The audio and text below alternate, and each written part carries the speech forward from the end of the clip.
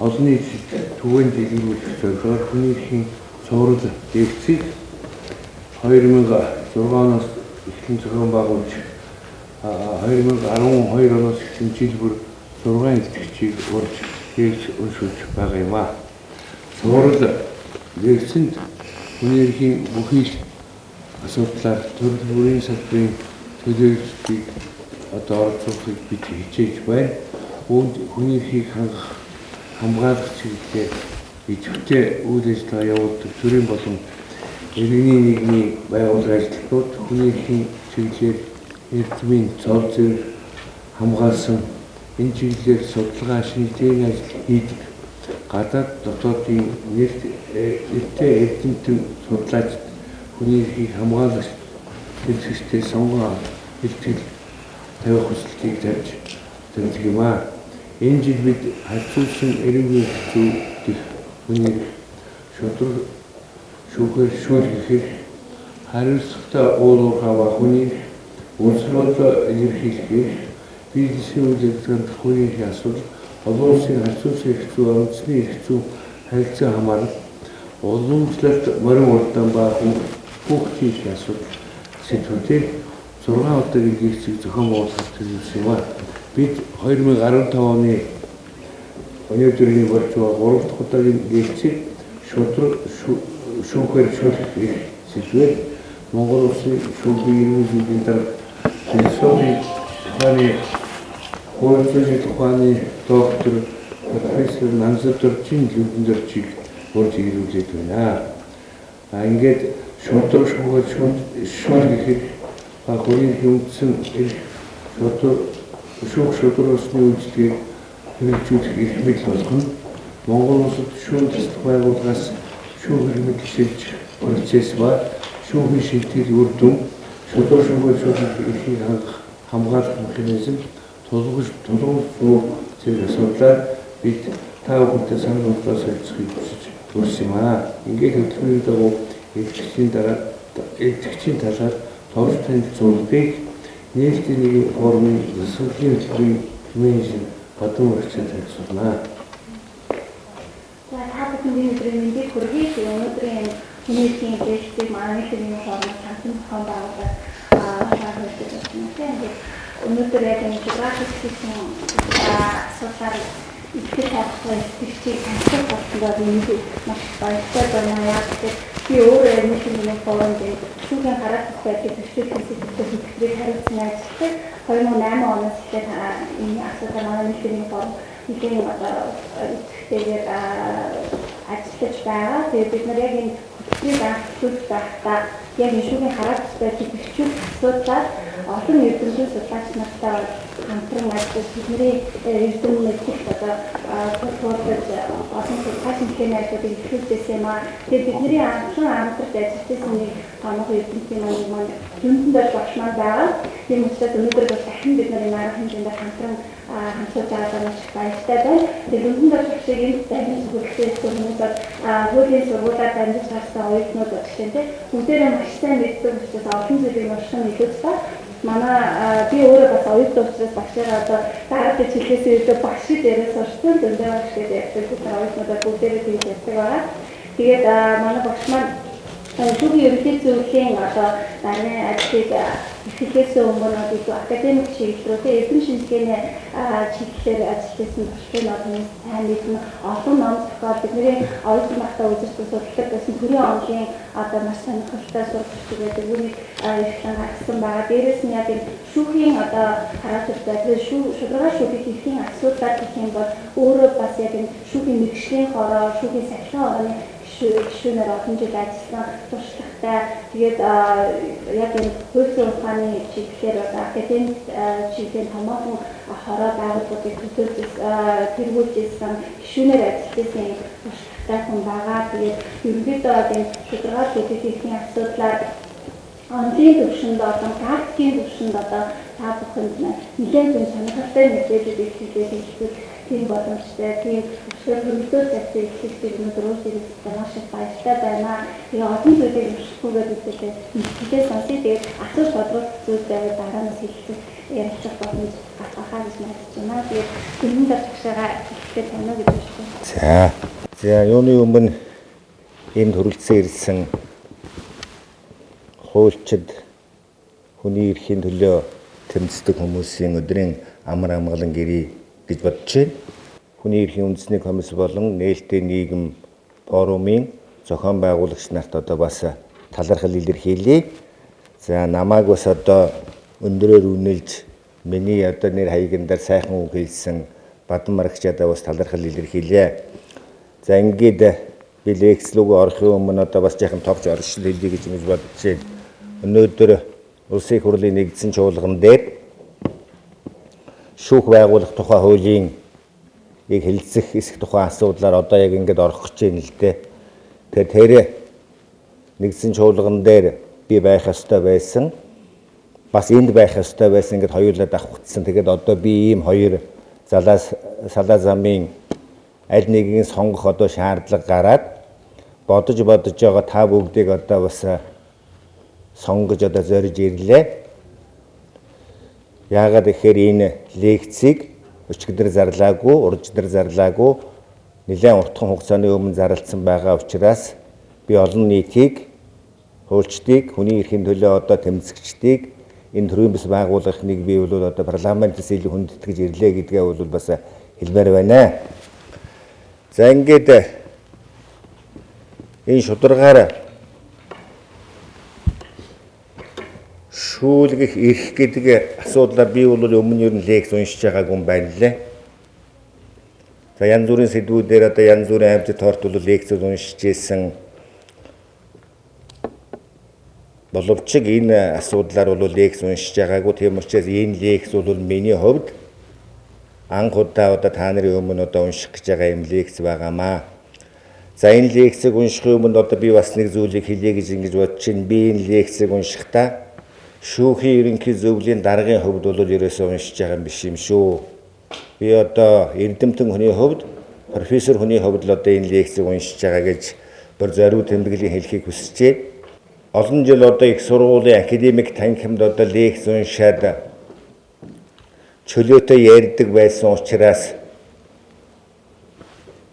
одоо нэг цензургүй ярьцдаг учраас бас улс төрчдийн болоод зарим нэг хүмүүсийн одоо уур уцаарыг хөрөгчдөг. За үүний дагуу одоо бас одоо сануулга бичиг хүртэл би одоо үндсэн хуулийн зэцээс авч ирсэн шүү дээ. Хэвлэл мэдээлэлд өгсөн одоо академик эрх чөлөөгөө эдэлж байр суурь илэрхийлсэний төлөө бичиг сануулга хүртэл авч ирсэн. Тэгээд одоо энэс хойш бол ингэж хэлж яхан зүйтэй байна гэж ингэж бодсон юм аа. Тийм учраас би энийг бол шүүхийн ерөнхий зөвлөлийн даргын хувьд биш, одоо эрдэмтэн профессор хүнийхээ хувьд бол уншиж байгаа лекц юм аа. За энэ шударгаар шүүлгэх эрх гэдэг энэ сэдэв бол өөрөө юуны асуудал юм бэ гэхээр эрх чөлөөний философийн асуудал. Эрх чөлөөний философийн асуудал. За тийм учраас одоо энэ сэдвийг ярихын тулд би та нарт бас оршил болгож байна. Эрх чөлөөний философийн эцэг гэж одоо дэлхийд алдаршсан Джон Лок болон Гоббсын одоо талаар бас ганц нэгэн үг хэлэхгүйгээр одоо энэ сэдвийг хөндөж ярьж болохгүй байна. Та нар одоо яасыг холоос эхэлдэг юм бэ гэж битгий бодоорой. Энэ хоёр хүний нэрийг дурдахгүйгээр эрх чөлөөний философийн хүний үндсэн эрхийн асуудлыг одоо ярихад миний хувьд бол бас одоо нэлээд зовлонтой байна. За хоёрдугаарт бол энэ шударгаар шүүлгэх эрх маань өөрөө хүний үндсэн эрхийн нэг бүрэлдэхүүн хэсэг учраас rule of law-гийн тухай бас нэг ойлголт хэлэхгүйгээр энийг цааш явах болцоо байхгүй байна. Тэгэхээр энэ талаар бас нэг ганц хоёр өгүүлбэр бас хэлэх шаардлага гарч ирж байна. Тэгэхээр одоо хэд академик юм ярьлаа гэж одоо бас битгий бодороо үнэлгээ болгож хэлэх гэж байгаа юм шүү гэдгийг бас хэлмээр байна. За дараа нь бол энэ шудраг шүүхээр шүүлэх эрх маань өөрөө хүний үндсэн эрх буюу одоо англи хэл дээр basic norm гэж нэрлэдэг учраас энэ basic norm буюу үндсэн эрх гэдэг нэр томьёог одоо хүн төрөлхтний энэ оюуны санд оруулж ирсэн, хууль зүйн шинжилгээ ухаанд оруулж ирсэн Ханс Гельзен гэдэг хүний одоо талаар одоо бас ганц хоёр өгүүлбэр хэлэхгүй бол бас болохгүй байгаа юм шүү. Тийм учраас нэг ийм гурван зүйлийг бол би эхэлж бол хэлээд лекц руу орё гэж бодож байна. Хүний үндсэн эрх одоо ингээд сайн хангагдсан улс орн юм бэ гэдэг талаар дэлхий анхаарлаа хандуул сулсан байна л дээ. За тэрний нэг шалтгааныг бол энэ Америкийн нэгдсэн улсын үндсэн хууль нь их сайн байгаатай холбоотой гэж бол олон хүн бол өгүүлсэн байна. 1787 онд энэ одоо алдартай үндсэн хуулийг бол баталсан. Тэгээ энэ үндсэн хуультай холбоотой юм байна гэж дэлхийн судлаачид бол ингэж тогтоосон байна. За тэгээд энэ Америкийн нэгдсэн улсын үндсэн хууль яагаад ийм сайн үндсэн хууль болсон юм бэ? Энэ үндсэн хуулийг хийсэн одоо анхны эсгүүд нь алтан толгойтой мөнгөн бөхсдөө одоо тийм ерийн бос одоо бурхад хийдсэн юм уу? Яагаад энэ хууль одоо ингэж алдартай болцсон юм бэ гэдэг талаар бас дискусс явсан байна л дээ. За тэгээд бол эцэст нь бол ямар дүгнэлтэнд төрсөн бэ гэхээр Америкийн нэгдсэн улсын үндсэн хууль сайн болсон эцгүүд ухаантай байснаас илүү хоёр хүчин зүйлтэй холбоотой гэдгийг бол дэлхийн нэр хүнд бүхий судлаачид бол тогтоосон байна. Юутай холбоотой тогтоосон байна вэ гэхээр Америкийн нэгдсэн улсад Джон Локийн эрх чөлөөний философи маш хүчтэй түгэн дэлгэрсэн явдал бол энэ улсад сайн үндсэн хуультай болох нөхцөл бүрэлдсэн байна гэдэг ийм дүгнэлтийг бол дэлхийн нэр хүндтэй эрдэмтэд бол хийсэн байна. За хоёрдугаарт бол Америкийн нэгдсэн улсад яагаад сайн үндсэн хуультай болсон бэ гэхээр Америкийн нэгдсэн улс бол дарлал мөржлөг гэдгийг жинхэнэ ёсоор мэдэрсэн цөөхөн үндэсний нэг юм байна. Тийм учраас дарлал мөржлөг үзсэн тэр улс үндэстэн болвол өөрийнхөө эрх чөлөөг хамгаалахын төлөө чармаан тэмцдэг юм байна. Ийм хоёр хүчин зүйлийн үр дүнд бол энэ Америкийн нэгдсэн улсын үндсэн хууль бол сайн үндсэн хууль болсон юм байна гэж ингэж дэлхийн нэр хүнд бүхий одоо судлаачид бол зохиол бүтээлдээ тэмдэглэж үлдээсэн байна. За энэний одоо практик жишээ юу байна вэ гэхээр 1787 онд Америкийн нэгдсэн улсын үндсэн хуулийг Филадельфи мужийн Hall of Freedom гэж өөрөөр хэлбэл эрх чөлөөний одоо танхим гэдэг юмд энэ үндсэн хуулийг хэлэлцэж яхад зарим өдөр тэр бол нэлээд дулаахан цаг үеэр байсан 5 сар ч байлаа. Бүх цонхуудаа хааж байгаа түгжиж байгаад тэр хуулийг хэлэлцэжсэн гэж байгаа. Яагаад тэр одоо цонхыг хааж түгжсэн гэж та нар бодож байна? Ард түмнээс нуух гэж дэрүү. Нууцаар хэлэлцэх гэж дэрүү. Тэр үндсэн хуулийг хэлэлцэж байхад Америкийн ард түмэн тийм их өндөр хэмжээр сонирхож байсан байгаа юм. За энэ одоо үндсэн хуулиар бидний эрх чөлөөг дордуулчих вэ? Эрх мэдэлтэй хүмүүст илүү эрх мэдэл өгчих вэ? Энэ дарангуулагч үндсэн хууль болчих вэ? Бидний өмнө хөрөнгөд халтаа хууль болчих вэ? Үг хэлний эрх чөлөөнд минь шударгаар шүүлгэх эрхэд нь одоо халтаа хууль болчих вэ гэж тэр хүмүүс цонхоор нэр чагнаад байсан. Тэгээд цонхоор одоо ингэж чагнаж явах явцдаа буруу зүрүү сонсоод энэ үндсэн хууль батлах үйл ажиллагааг одоо саатуулчих вэ гэдэг үүднээс ард түмнийг одоо буруу зүрүү ойлгочих вэ гэдэг үүднээс цонхоо бол төр зөөр одоо ингэж хааж ийсэн гэдэг юм яриа байдаг. Тэгэхээр Америкийн ард түмэнд бол үнэхээр одоо Джон Локийн эрх чөлөөний философи тийм их хүчтэй дэлгэрсэн учраас эрхийнхээ төлөө бол одоо тийм их тэмцэжсэн байна гэдгийг бол энэ жишээ харуулж байгаа юм л да. За тэгвэл 1992 онд Монгол улсын үндсэн хуулийг баталж яхад ордны цонхыг олон хүн чагнасан гэж бодож байна уу? Хэн их сонирхож ийсэн гэж та нар бодож байна? Би тэр үед одоо Москвад аспирантурд явж ийсэн. Тэр үеийнхээ одоо Москвад аспирантур сурна гэдэг чинь бас одоо гайгүйс академид тоонд ороод явж ийсэн байх гэж бодож байгаа. Тэр үед одоо тэр Монгол бараг үндсэн хууль баталж ийснийг би бараг мэдэхгүй шахуул байсан байхгүй юу? Тэгээ би мэдэхгүй байхад одоо ард түмэн одоо ордны хаалга цонхыг чагнаж ийсэн гэхээр би бол одоо итгэхгүй байгаа юм л да. Энд байгаагүй учраас одоо бас мэдэхгүй байна. За ямар ч байсан Америкийн нэгдсэн улсын ард түмэн шиг хаалга цонхыг чагнаж байгаагүй байхаа. Тэгэхээр энэ үндсэн эрхийнхээ төлөө тэмцдэг тэрний төлөө одоо ингэж санаа тавьдаг үндэстэн болвол эрхээ хамгаалж чаддаг юм байна. Тийм үндэстэн болвол сайн үндсэн хуулийг хийж чаддаг юм байна гэдгийг л одоо үүгээр одоо би хэлэх гэж байгаамаа. За хоёрдугаар нь шударгаар шүүлгэх эрхийн талаар хамгийн том ойлголтыг илэрхийлсэн хүмүүсийн нэг нь бол Джон Лок, Гоббс 2 гэж хэлсэн. За энийг бол одоо лекцийнхаа явцад бол холбогдох газрууд нь ярих гэж бодож байна. За энэ шударгаар шүүлгэх эрх гэдэг энэ ойлголт бол хүний үндсэн эрх гэдгийн одоо салчгүй нэг хэсэг. Тийм учраас хүний үндсэн эрх гэж одоо юу юм бэ? За энэ нэр томьёо бол хүн төрөлхтний түүхэнд бол одоо Ханс Гельзен гэдэг хүн анхудаа Grundrecht гэдэг үгийг хэрэглэснээр энэ ойлголт анх ороод ирсэн. Grundrecht гэдэг үг. За тэр Grundrecht гэдэг үгийг нь одоо англи хэл рүү хөрвүүлсэн нь бол basic norm гэж байгаа. За ингээд хүн төрөлхтөн бол нэг basic norm гэдэг нэг ийм нэр томьёотой бол 20 дугаар зууны ихэнх үед бол учирсан. За ингээд энэ нэр томьёогоо хэрэглэчихэд Ханс Гельзен бол энэ нэр томьёогоо юундаа тулгуурлаж хэрэглэсэн бэ гэхээр өөрийнхөө тэр pure theory гэдэг өөрөөр хэлбэл эрх зүйн цэвэр онол гэдэг онолоо үндэслэхийн тулд энэ нэр томьёо гаргаж ирсэн. За энэ нэр томьёоных нь гаргаж ирсэн үндэслэл нь бол өөрийнхөө тэр эрх зүйн цэвэр онол бол шатлан захирах иерархи системд байдаг гэдэг энэ тогтолцоогоо нотлохын тулд бол энэ номыг энэ нэр томьёо гаргаж ирсэн.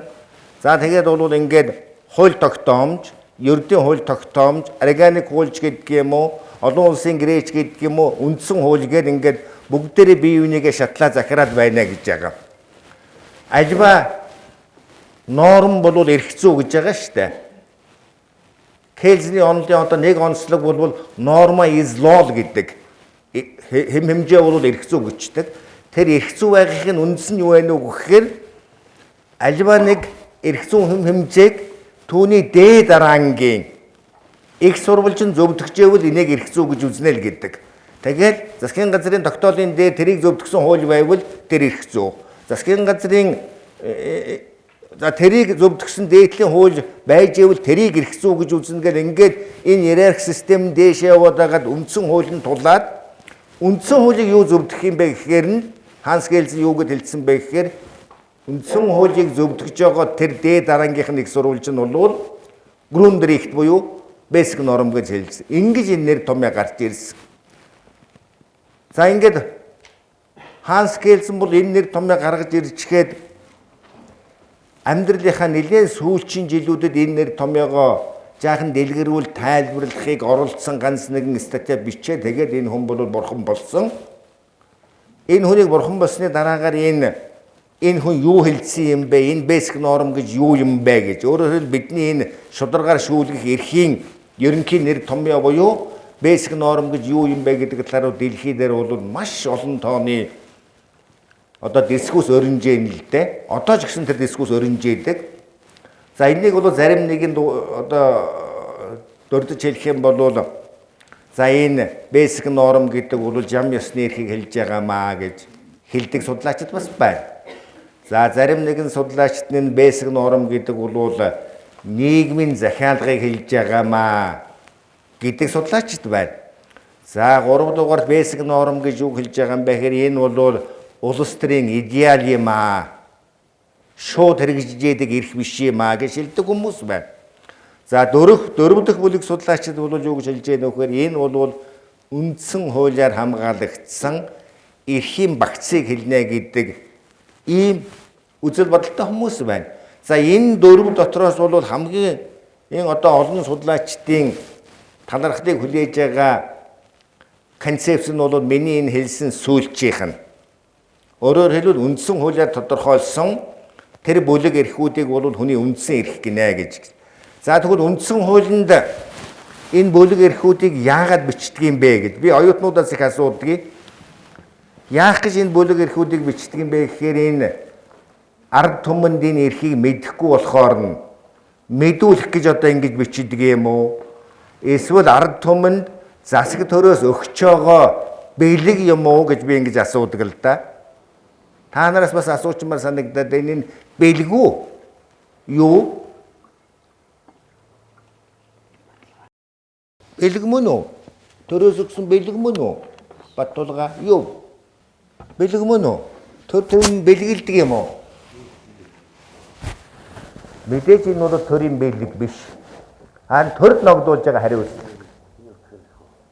Та нар хууль тогтоохдоо энэ basic norm буюу хүний шударгаар шүүлгэх эрхийг дордуулсан, хязгаарлсан, зөрчсөн хууль гараваа гэдгийг л сануулж байгаа, хориглож байгаа ийм төрд ногдуулж байгаа хариуцлага гэж ингэж ойлгодог. За энийг бол манай олон хүн бас энэ өнцгөөс нь харддаг. Төрөл бидэнд энийг өгчлөө. Үндсэн хуулиар бидэнд олгочихлоо гэж ингэж андуураад байдаг. Энэ үндсэн хуулиар олгож байгаа юм биш. Бидэнд байж байгаа тэр эрхийг зөрчгөөс хууль тогтоогч нарыг одоо сэргийлж гаргаж байгаа ийм эрхүүдийн нийлбэр зохицыг бол одоо үндсэн эрх гэж ингэж нэрлэдэг юм аа. Энэ үндсэн эрхийн одоо эрхийг манай одоо бидний өнөөдөр ярих гэдэг шудраг шүүхээр шүүлгэх гэсэн энэ үндсэн эрхийг бол одоо манай үндсэн хуулийн 2 дугаар бүлгийн 16 дугаар зүйлийн 14 дугаарт бол заагаад өгчихсөн. Шударгаар шүүлгэх хэрэгтэй гэдэг. Тэгэхээр Монгол улсын үндсэн хуулинд бол ингээд basic norm гэдэг энэ ойлголтыг бол нэлээд өргөн хэмжээнд тодорхойлж чадсны одоо илэр нь бол энэ хүн төрөлхтний энэ гайхамшигтай чухал эрх болсон шударгаар шүүлгэх эрхийг бид нар одоо үндсэн хуулиндаа тодорхойлж чадсан явдал юм. Харин энэ одоо эрхийг хангаж хамгаалах механизм Монгол улс бол хийгээгүй ороо. Онцлог зүгээр тунхаглаад орхицсон. За үндсэн эрхийг юугаар хамгаалдаг юм бэ гэхээр үндсэн хуулийн шүүхээр хамгаалдаг. Тусгаалсан шүүх нь энэ байдаг. За манай Монгол улсын үндсэн хуулийн шүүх бол хүний үндсэн эрхийн зөрчлийн асуудлыг бол авч шийдвэрлэдэггүй. Зөвхөн парламентын болон бусад албан тушаалтны гаргасан хэм хэмжээ үндсэн хуульд нийцэж ийн үг гэдэг нэг ийм зүйлийг хяндаг.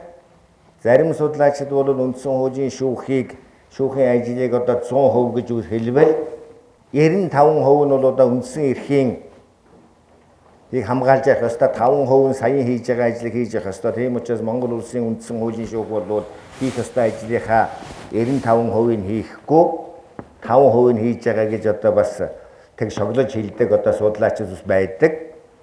За энэ нь бол одоо үндэ бол манай үндсэн хуулийн шүүх өөрийнхөө санаачилгаар хийхгүй байгаа юм биш.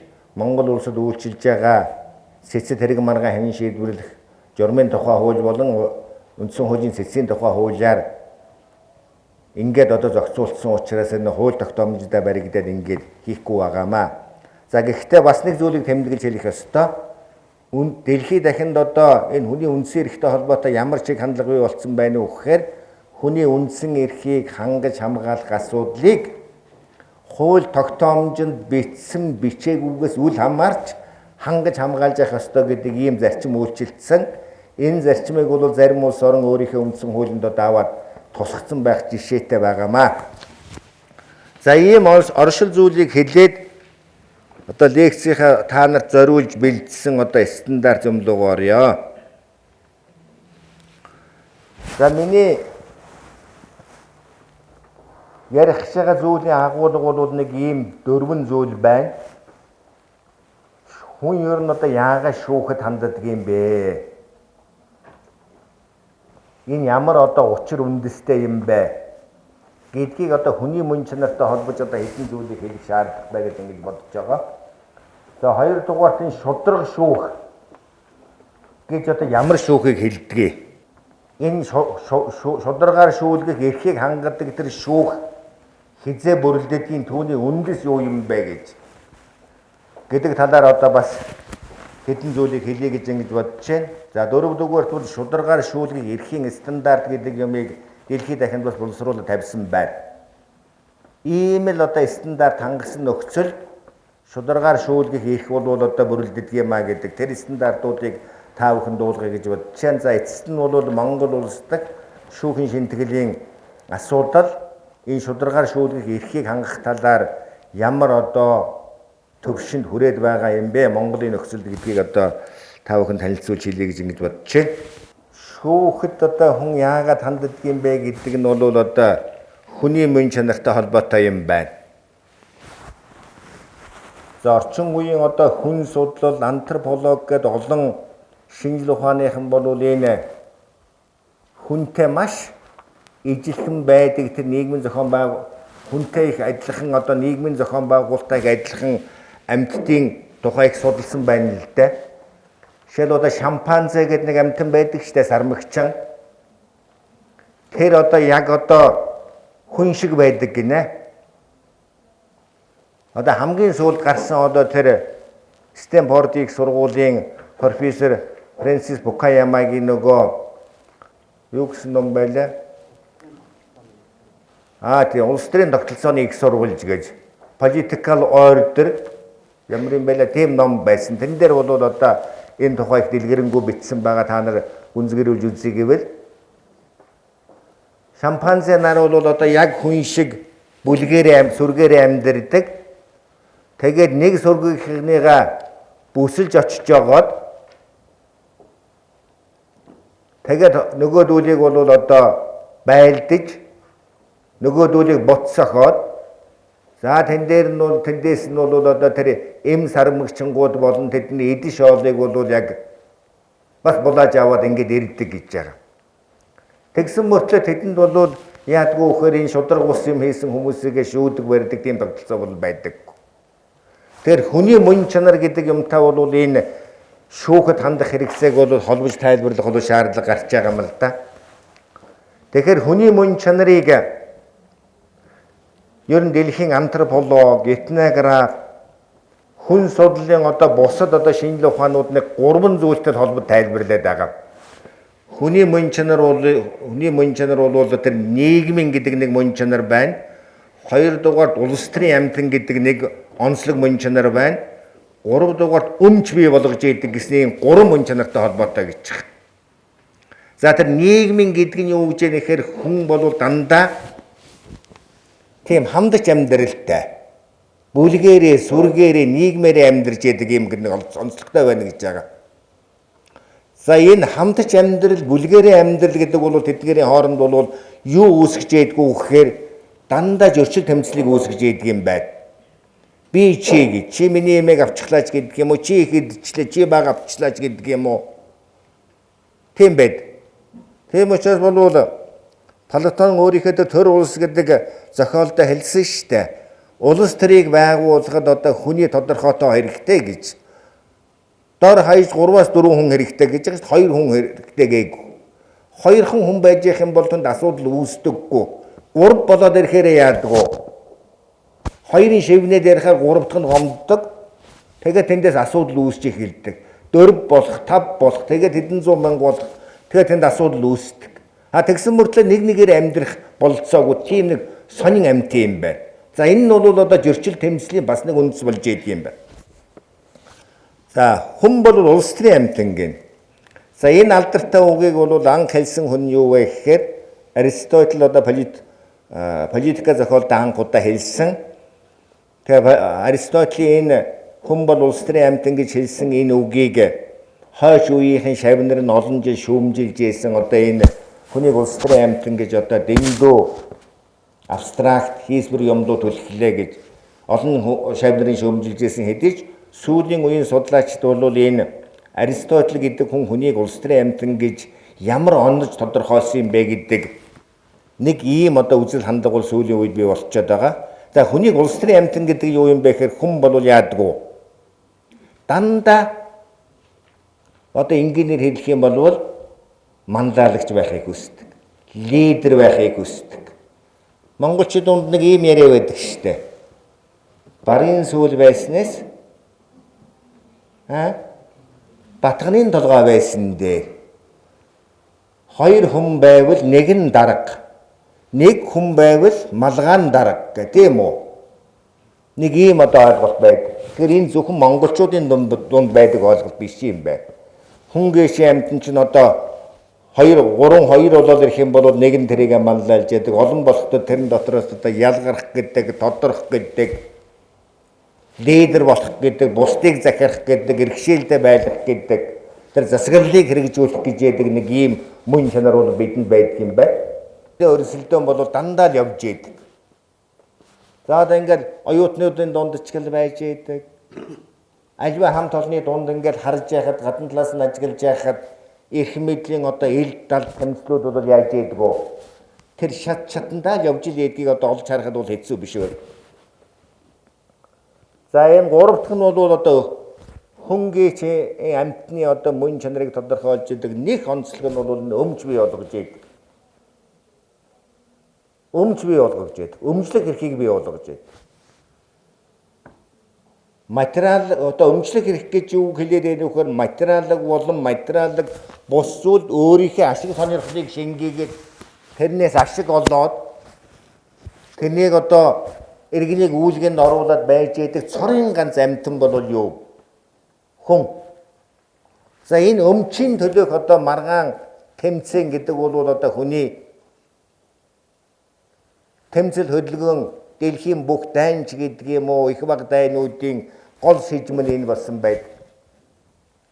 За тийм учраас бол энэ өмч бий болгох мөн чанарыг бол Джон Лок бол хүний жинхэнэ мөн чанар гэж ингэж тодорхойлсон.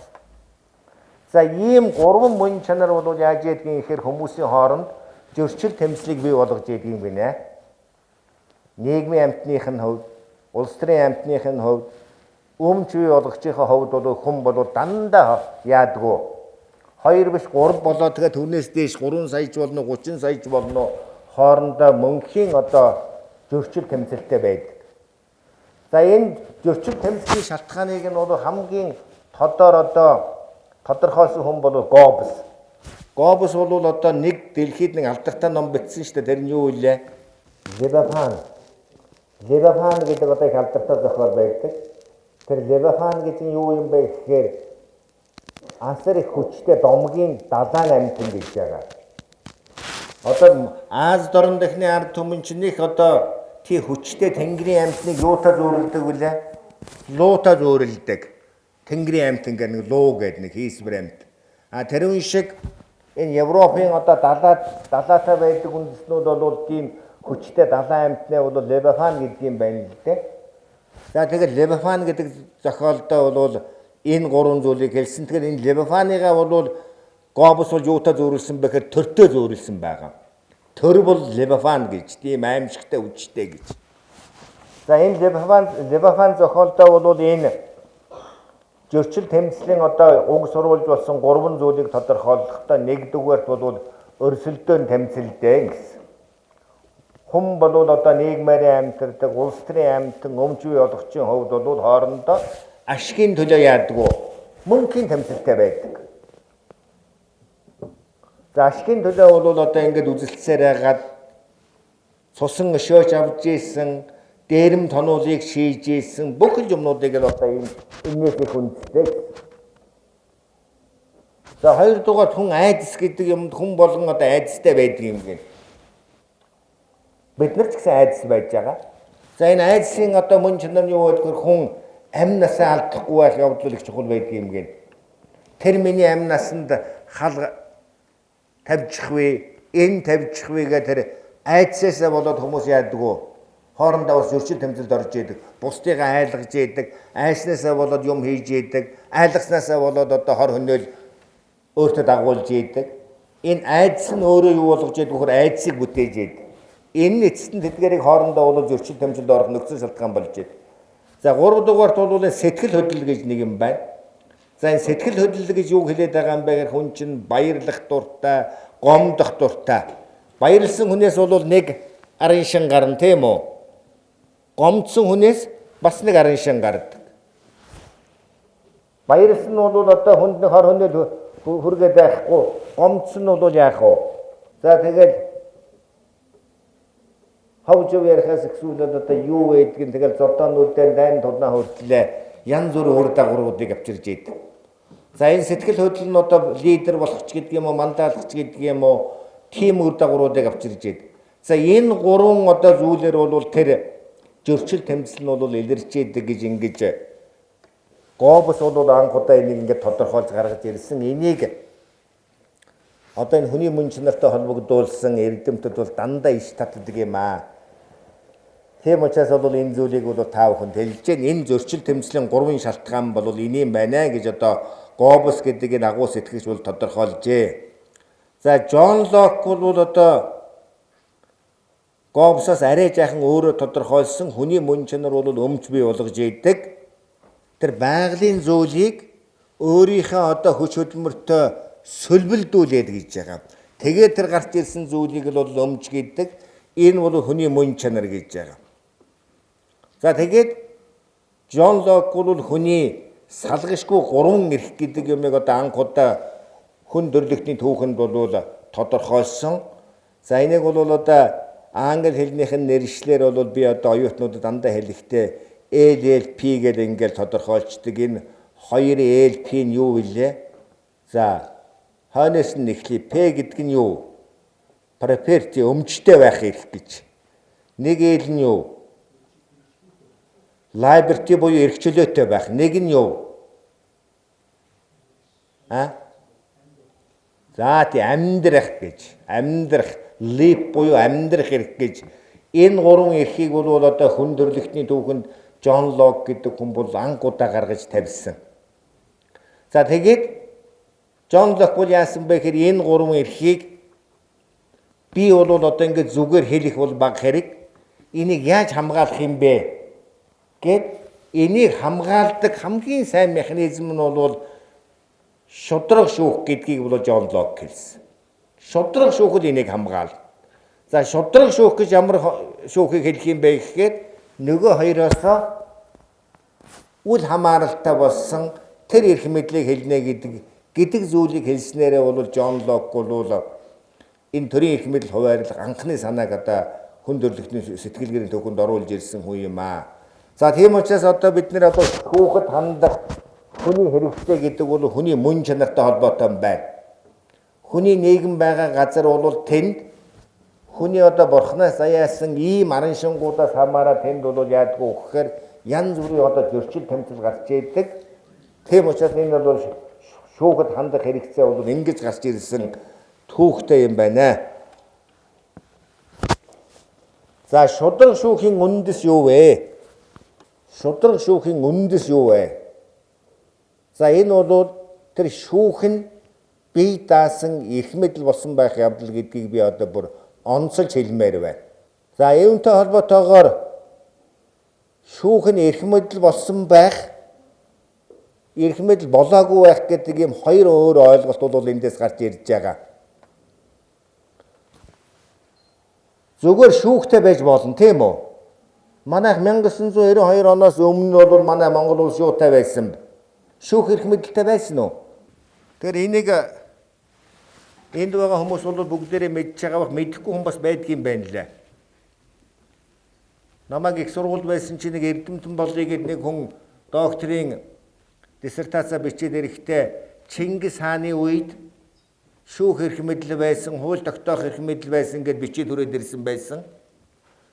Тэгээ манай Монгол улсын сургуульдаар доктор хамгаалах гэр би буцаагаад явуулсан л дээ, энэ арай болохгүй байна гэд. Тэгээ тэр ажлыг нь боловсрол соёлын шинжилгээ ухааны яамнаас тэр үед шилдэг бүтээл өгсөн байсан л дээ. Боловсрол шинжилгээ ухааны яам гэд нэртэй байсан шүү. Тэгэхээр тийм бүтээлд шилдэг бүтээл өгчхөр манай шинжилгээ ухааны яам бол их мундаг байгаа үз. Тэгээд би бодож ирсэн энийг хүмүүс мэддэг юм байна дээ, яагаад энэ энгийн зүйлийг одоо ингээд ойлгодгоо, төрийн яам нь хүртэл одоо ийм бүтээлд ингээд шилдэг бүтээлийн шагнал олгочдөг байна гэдээ би харамсаж ирсэн. Тэгэхээр шүүхтэй байх, шүүх эрх мэдэлтэй байх гэдэг бол хоёр өөр ойлголт. За Монгол улс бол одоо 1206 онд ч гинүү 1189 онд ч гинүү хүннүүгийн үед ч гинүү төр улсаа байгуулснаас хойш 1992 оны энэ үндсэн хууль батлах хүртэл шүүх эрх мэдэлтэй байсан уу? Мэдээж байгаагүй.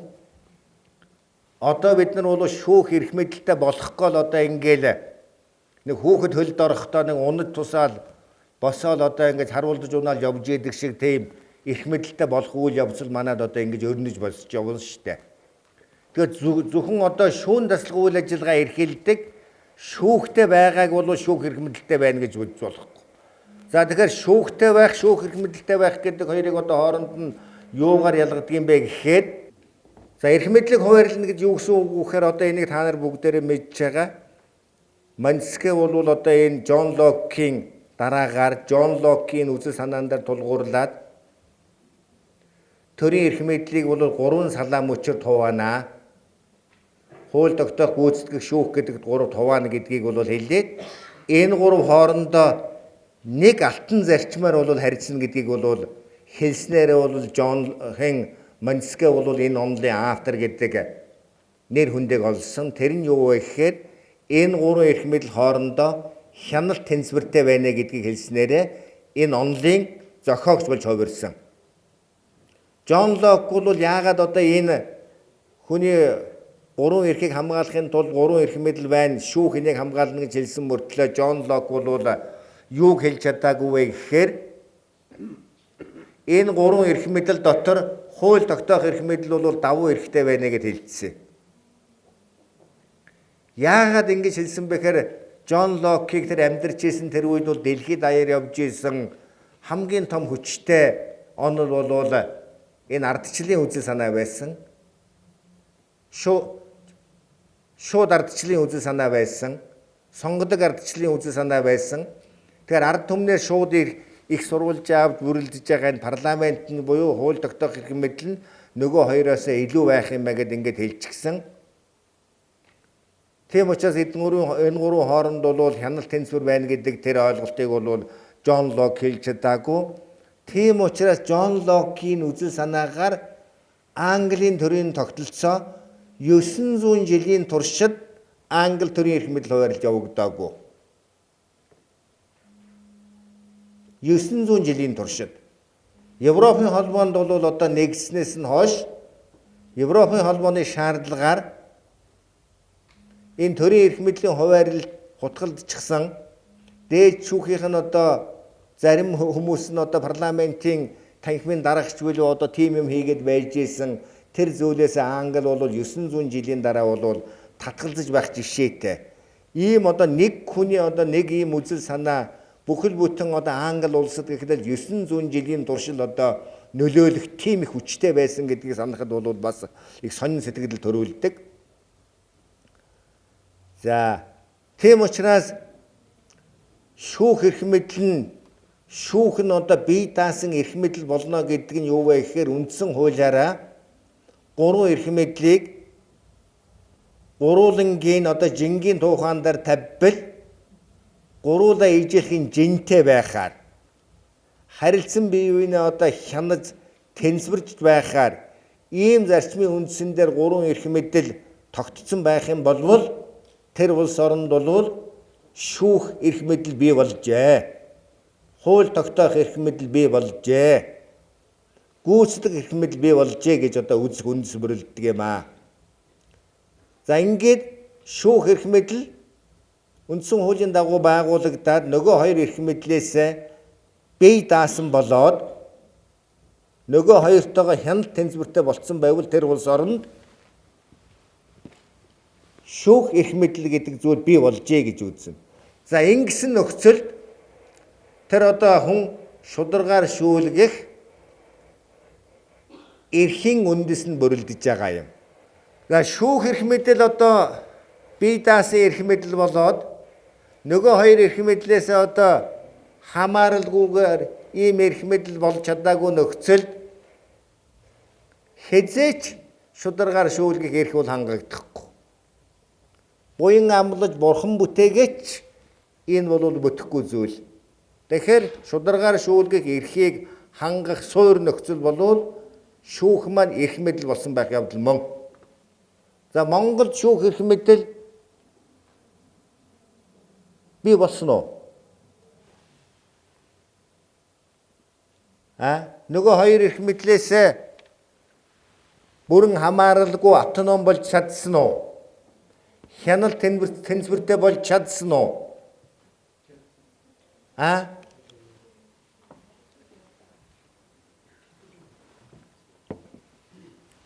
Монголчууд одоо ямыг их өөдрөгөөр төсөөлдөг, их оптимист үндэстэй шүү дээ. Их өөдрөгөөр их нэг бодлын одоо их одоо нэг ихтгэлтийн гинэ хонгор гэдэг шиг их гинэ юм уу? Их сайхан одоо ямыг өөдрөгөөр болцсон тэгсэн гэж ингэж ханддаг. Гэхдээ одоо тоталитар нийгэмд 70 жил явчиход ардчилсан нийгэм рүү хөл тавиад 25 жил болохдоо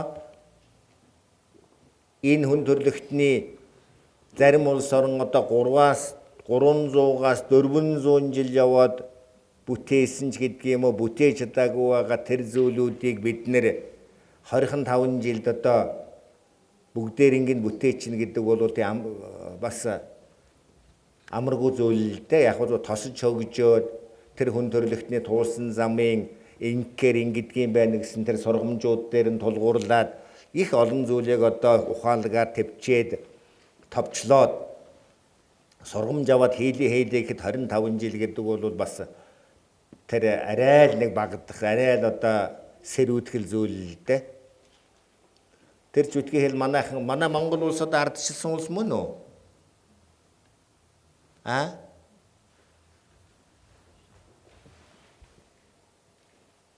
Ардчилсан улс мөн үү? Бүгдээрээ л мөн гэдэг тийм үү? За яг одоо нарийнд нь бол одоо ардчлалыг шалгадаг шалгуур гэж байна шүү дээ.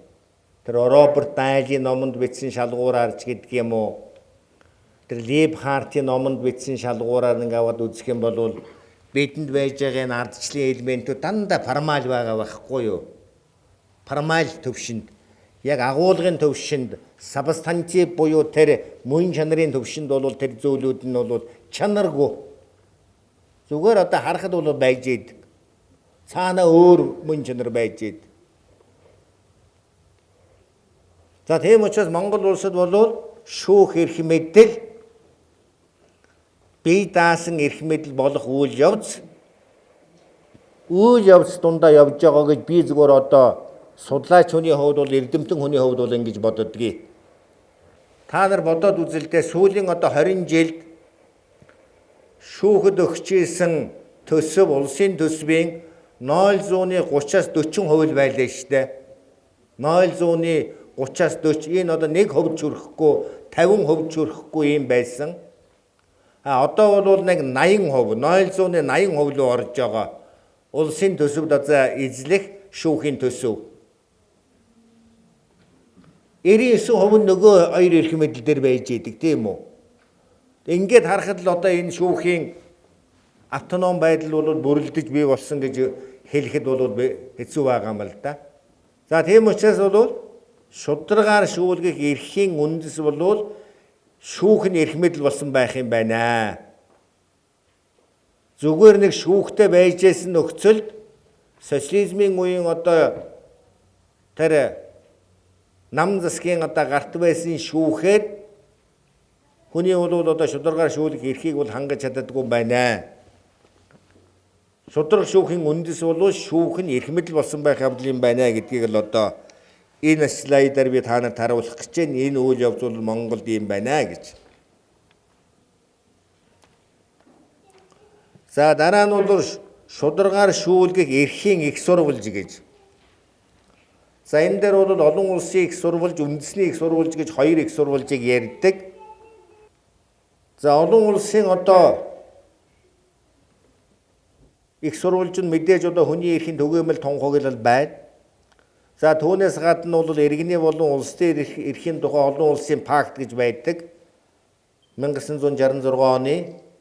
За энэ пактын 14-р зүйлийн нэгд байгаа одоо тэр зүйлийг би та бүхэн бол мэдж байгаа. Зүгээр та нарыг сануулах үүднээс тэр текстийн хэсгийг энэ слайдн дээр харуулж байна. Шүүх ба тусгай шүүхийн өмнө бүх хүн тэгш эрхтэй гэж. За шүүх ба тусгай шүүх гэж үг хэлээд байна гэхээр энэ тусгай шүүх гэдгээ бол трибуналуудыг хэлээд байгаа. Трибунал гэдэг нэг ойлголт байдаг. Трибунал гэдэгтэй бол одоо цэргийн трибуналч гэдэг юм уу, үндсэн хуулийн трибуналч гэдэг юм одоо ийм тусгай шүүхүүдийг хэлдэг. За тэр шүүхийн өмнө одоо бүх хүн эрхтэгчтэй гэж байгаа. Хүн бүр өөр тулгсан эрүүгийн хэргийг хянан хэлэлцүүлэх буюу иргэний хэмжлийн хүрээнд эрх үүргээ тодорхойлуулахдаа хуулийн дагуу байгуулагдсан эрх бүхий шүүх, хараат бус, тал үл харах, нээлттэй, шударгаар шүүлэх хэрэгтэй гэж одоо ингэж заасан. За манайх бол энэ иргэний болон улс төрийн эрхийн тухай олон улсын пактад бол одоо нэгдсэн улс орны хувьд бол энийг хангах ёстой гэж байгаа. За энийг хангах үүднээс бол манай Монгол улсын үндсэн хуулийн 16 дугаар зүйлийн 13, 14 дугаар зүйлд бол манайх энэ зүйлийг бол бэхжүүлж өгсөн. Олон улсын болон үндэсний одоо гол механизм гэж одоо энийг л хэлж байгаа юм. Тэгэхээр энэ цэнхрээр бичсэн зүйлдээ та нар жах анхаарлаа хандуулаарай. Бусд нь яг та бүхэн бүгдээрээ л мэддэг юм. Хуулийн дагуу байгуулагдсан одоо шүүх гэдэг байгаа шүү дээ. Тэгэхээр манай Монгол улсын үндсэн хуулийн одоо 48, 47 дугаар зүйлүүдэд дандаа бичсэн байдаг шүү дээ. Шүүхийг хуулийн дагуу байгуулна. Шүүхийг үндсэн хууль болон хуулийн дагуу байгуулна гэж одоо 2-3 газар бол ингэж бичдэг нь юутай холбоотой вэ гэхээр хүн төрөлхтний түүхэнд хуулийн гадуур шүүх байгуулж асар олон одоо улс үндэстнүүдэд геноцид үлдэж ийсэн, рефрес үлдэж ийсэн ийм гашуун туршлага дээрээс хүн төрөлхтөн сургамж аваад ийм зүйлийг бол үндсэн хуулиар заавал бэхжүүлдэг.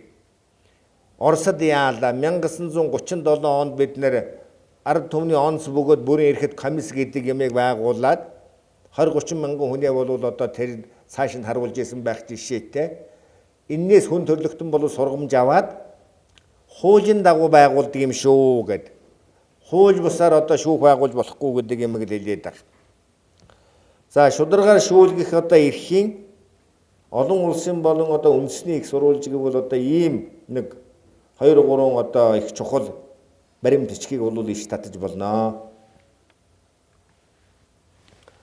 За шударгаар шүүлгэх эрхийн стандарт гэж одоо юм байна. За хамгийн одоо гол ерөнхий стандарт бол энэ бүх хүн хууль шүүхийн өмнө эрх тэгш байна гэдэг юм стандарт бол хамгийн ерөнхий стандарт юм байна. Хууль шүүхийн өмнө эрх тэгш байна гэдэг.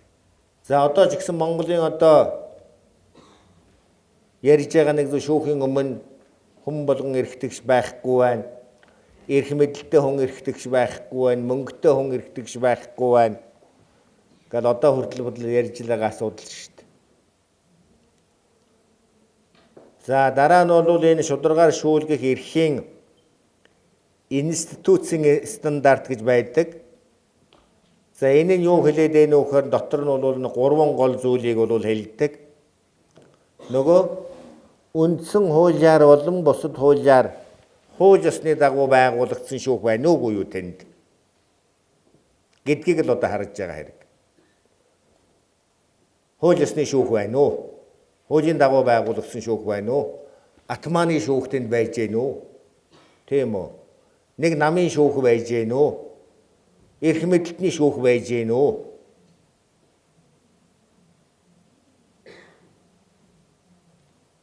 За жишээлбэл зарим авторитарны улс оронд бол шүүх байж л байгаа шүү дээ, тийм ээ.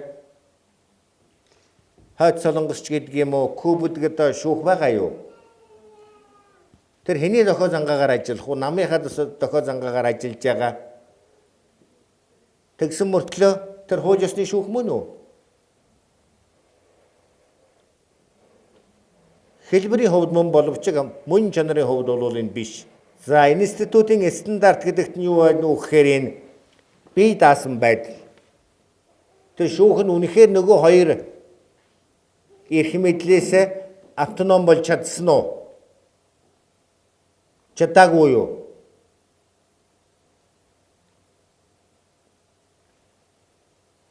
гэдэг стандартыг тавьдаг. За манай Монгол улсын хувьд бол шүүх эрх мэдлийг одоо энэ шүүхийн багц хуулиараа бол бие даасан автоном болох гэж одоо их үзлээ шүү дээ. Хамгийн наад зах нь би одоо гадаадын улс оронд очиод ярихад гадаадынхныг амын ангаатал ярьж байгаа. Яг л дотроо бол миний ихтгэл үнэмшил бол биш тийм биштэй гэж байгаа юм. Тэгээд одоо нэг эх орноо гадаад очиод муу хэлээд ээдэггүй нэг магтаж явах өөрийг одоо энэ төрлийн албан хаагч нь байна тийм ээ. Тэгээд гадаадын шүүхийн дээд зөвлөлийнхэнтэй уулзаал ингэж яхсан Монгол улсад шүүхийн төсвийг өөрөө боловсруулад шууд парламент оруулдаг хуультай улс орон манайх байна гэхээр нөгөөдөл чинь гайхаад явчихд. Үгүй ямар мундаг юм бэ? Бид тэг чаддгүй штэ гэл. Бид шүүгчдийнхээ цалин нэмэгдүүлэн олгох бүрэн эрхтэй. Ингээд олгочихсон гэхээр бүр одоо ингээд муудаад явчихдаг. Тэрнийхээ төлөө би бараг зодуулж байгаа гэж хэлвэл одоо эцүүлдэ гэхдээ одоо би тэрийг хэлдэггүй нуугаад. За одоо зөвхөн энэ хоёрыг хэлэхэд л тэгэл Монголын шүүгч нь тасарсан юм байна шүү дээ. Хөөх бид тэг чадаагүй гээл одоо яриад эхлэх жишээд. Тэгэхээр энэ талаас нь ингээд одоо формал талаас нь хэлбэрийн талаас нь ингээд харахад бол Монголд бол одоо энэ шүүхийн бие даасан байдлыг мундаг хангасан юм шиг байгаа л да. Яг үнэн чанартай шүүхийн төсвийг бид нар хийгээд улсын хурлд оруулдаг боловч цаашаа явж байгаа механизм нь тийм биш л дээ. Тэр нь хэлбэрийн. Тэгээ нөгөө сангийн яамны Орос хар бахинд очиод хавчуулагчдаг. Яг зарга байхгүй цаад процессүүдийг нь бид нар хийж өгөөгүй. Зүгээр нэг тим хийгээд өгцсөн. Гадныханд хэлэхэд бол сайхан байгаа, дотооддоо болохоор яадгүй асуудалтай хуурамч. За институтын стандарт гэдэг за төв голч байх гэдэг одоо тал үл харахгүйгээр одоо тэр бие даасан байж ээж нөгөө хоёр эрх мэдлээс хамааралгүй хүн чинь яадгүй өөрийн позишнтэй байна гэсэн үг шүү дээ тэр эрх мэдэл. Тэгжээ тэр одоо позишны байр суурь хэрэгжүүлэх тухай асуудал гарч ирд. За энэ хоёр бол одоо нэг ерөнхий стандарт, институтын стандарт гэдэг ийм хоёр юм бол одоо шудраг шүүхээр шүүлэхийн одоо ихний хамгийн одоо basic суур нөхцөл гэж ингэж үзэж байгаа юм.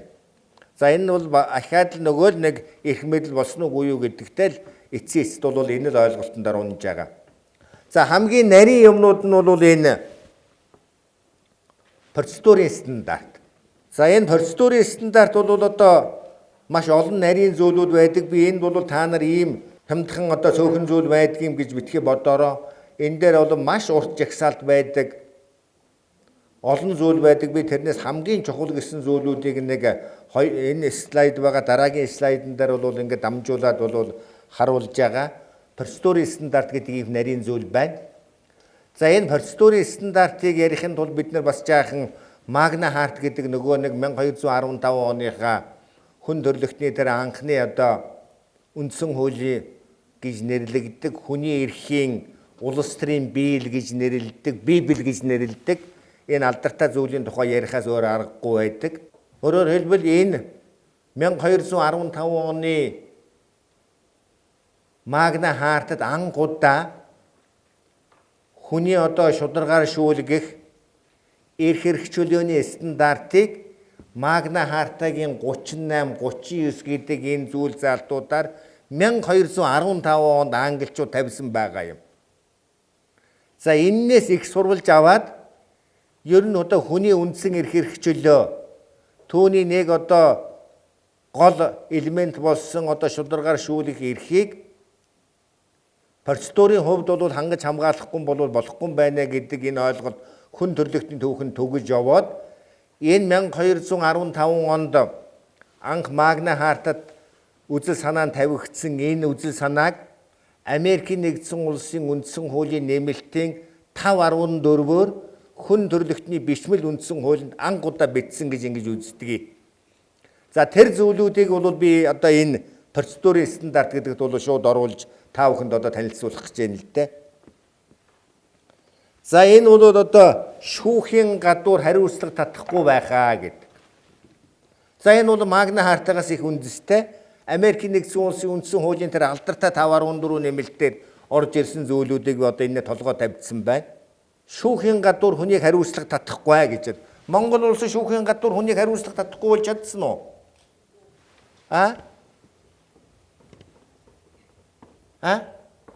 Хаан шүүхийн гадуур хүнд хариуцлага үлээлгээд байна. Тийм байгаа юу? Энэ стандарт Монгол улсад хангагдсан уу?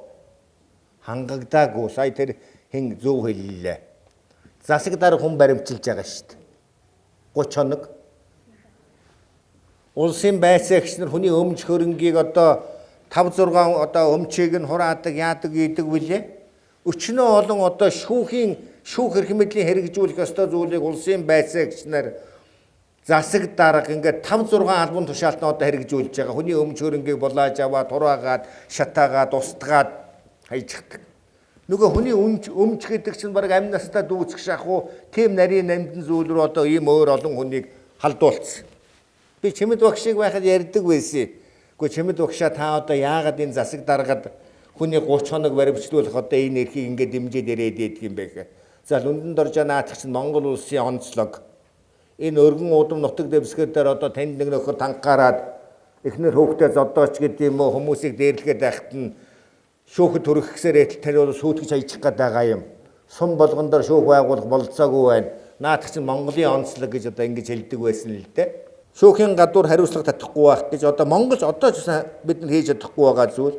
За дараагийн одоо процедурын нэг стандарт бол одоо энэ Магна Хартагаас их үндэстэй Америкийн нэгдсэн улсын одоо тэр нэмэлтийн 5 дугаар нэмэлтийн одоо нэг зүйл нь занал хийлэл эрүүл шүүлтгүй байх гэж. Чүн дэслэг үйл ажиллагааны явцад. Монголд бол эрүүл шүүлттэй байгаа гэдгийг хүний эрхийн үндэсний комисс байгуулсан цагаас хойш яаж байгаа. Дандаа нотолж байгаа тийм байхаа? Одоо байгаа баха? Байж байгаа. Эрүүл шүүлт байж идэг. Арга нарийсэд идэг. За эрүүл шүүлтийг бол одоо тэгээд одоо урдных шиг тамлан зовоогоод шууд одоо бие махбодд нь одоо тийм хүчирхийллийн аргаар биш одоо өөр журмаар хийдэг болсон. Сэтгэл санааны хувьд бол дарамталдаг. Зөвхөн одоо байцаагч байгаа хүнийг өдөр болгон байцаахгүй зүгээр ирээрээ гэждэг. Тэгээд үүдэн дээрээ суулгаад байдаг. За дараа нь бол өөрийн эсрэг мэдүүлэг өгөхийг шаардахгүй байх гэж. За энэ стандарт бол Монголд бол харин овоо гайгүй хэрэгжиж байгаа. Гэхдээ монголчууд ч бас энэ эрхийг энэ стандартыг хөгжүүлсэн шүү дээ. Өөрийнхөө болон эцэг их гэр бүлийнхнийхээ эсрэг мэдүүлэг өгөхгүйгээд одоо энэ үндсэн хуулийн бид нэр 16-гийн 14 дугаар зүйлэнд бол одоо ингээд нэмэд оруулчихсан. Өөрөөр хэлбэл энэ дүү процессыг одоо баяжуулсан одоо цөөхөн үндэсний нэг байна шүү дээ. За энэ баяжуулснараа юу баяжуулсан бэ гэхээр хатам аав ээж маань хулгай хийгээд жийдэг юм уу тэрийг хэлэхгүй байх нь шүү дээ. Мэдсэн гэхдээ би хэлэхгүй аа. Гэм тэрийг илрүүлэхгүй гэсэн үг тийм үү? Зарим одоо гэр бүл чинь 30-40 хүнтэй байна шүү дээ. Монголчууд ч одоо тэр офшины зохион байгуулалтаа учраас одоо тийм том гэр бүл байна. 2-3 хулгай хийгээл яадаг тийм үү хэлэхгүй аа. Гэр бүлийнхаа гишүүний эсрэг хийхгүй гэж байгаа шүү дээ. Хам туваалцнаа гэдэг ингээд гэм тэргийг илрүүлэхгүй байх үүднээс энийг баяжуулчихсан. За ингэж баяжуулсан үндэстэн одоо Монголоос өөр байдаг юм уу би мэдэхгүй байна. За ямар ч байсан өөрийн эсрэг мэдүүлэхийг шаардахгүй байх гэдэг юм бол гайгүй хэрэгжиж байгаа. Гэхдээ иргэдийн эрх зүйн боловсролын одоо тааруу байдлыг ашиглаж өөрийнх нь эсрэг мэдүүлэг өгөхийг шаардахгүй үтгэл өөрөөр нь хэлүүлж байгаа тохиолдол цөөнгүй байгаа. За тэр нь бол одоо хит баригддаг явдлууд одоо манай процессын ажиллагаанд байгаа зовлонтой асуудлын нэг байдаг. За хамгийн наадзах нь одоо ингээд шүүх шинжиж томилдог штэ. Бүх одоо иргэний хэрэгтэй шүүх шинжиж томилдог. Шинжээчийн дүгнэлтийг одоо бараг нэг тийм хатандар бэлдсэн майны үсэг шиг одоо ингээд шүүх баригдаж байгаа явдлыг би хараад энэ өрөвдөж суулдаг. Манай байцаан шийдэх хуулинд бол бичээтэй байгаа шүү дээ. шинжээчийн дүгнэлтийг хууль хэрэглэгч ахуй байх уу юу гэдэг нь бол тэр хүний асуудал байдаг. Яг энэ дээр одоо судалгаа хийгээд үзэх юм бол шинжээчийн дүгнэлтийг гаргуулчихад нотог баримт дээр үнэлээгүй. Энэ бол одоо зөв гараагүй байна. Би энийг бол одоо авахгүй. Миний дотоод ихтэй энэ бол нийцэхгүй байна гэж ингэж зориг гаргасан шүүгчээр нь одоо хэд байдаг бол судалбал сонин тоо гарч ирж магадгүй. Тэгээд шинжээчийн дүгнэлтэд нэг юм гараад ирдэг.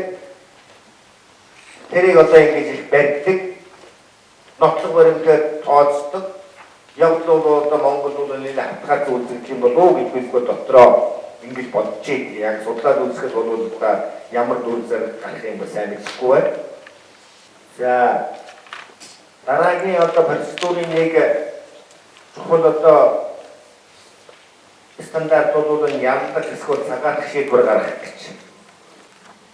За тэгээд одоо шүүгчээр нэг даваацсан бол нэг ялдаг гэдэг нэг юм бодол бол одоо ингэ нэг тийм сэтгэлгээний одоо нэг тийм эмгэгийн төвшөнд очсон байна уу гэдэг би одоо санаа зовдгийг цагаат болдог гэдэг юм одоо боддог.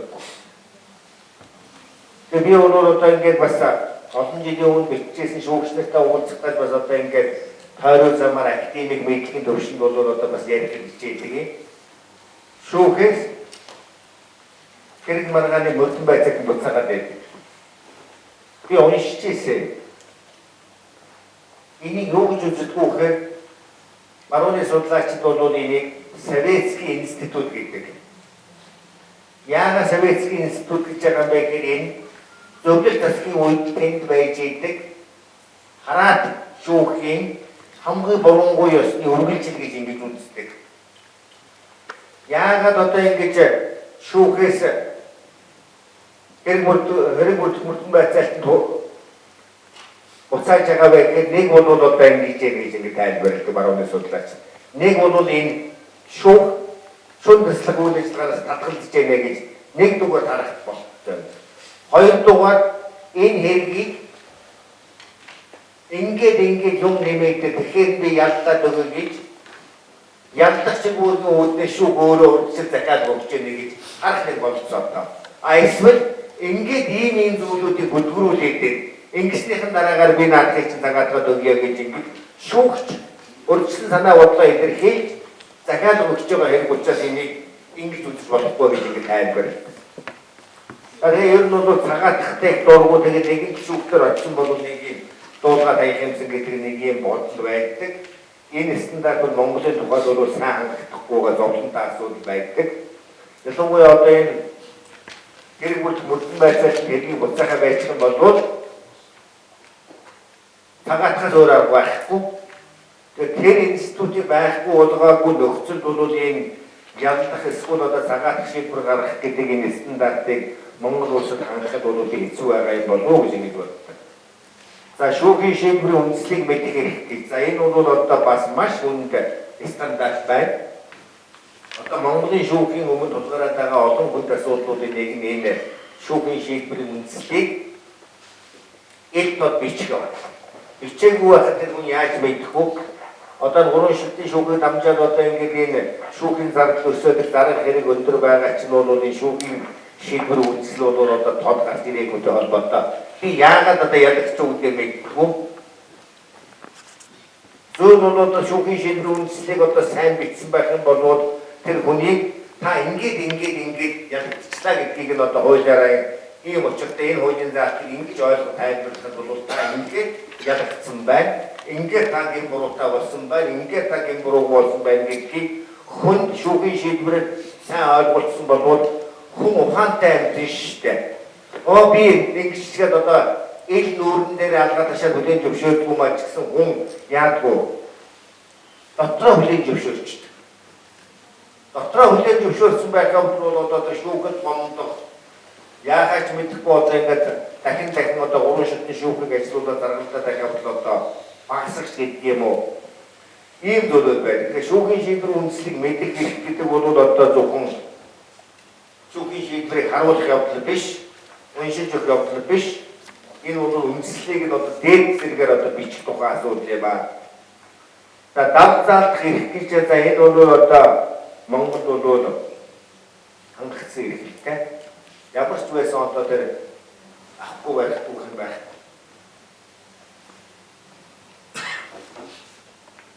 За дараагийн нээлттэй шүүхээр шүүлгэх хэрэгтэй. За Монгол улсад бол одоо шүүх хаалттай байсан үе би одоо Монгол улсад бол энэ асуудал болвол асуудал болсон байна. Энэ хамгийн сайн хангалттай стандарт. Шүүхийн шийдвэр нээлттэй байж, шүүх хуралдааны бүх процесс нээлттэй байж, сонирхсан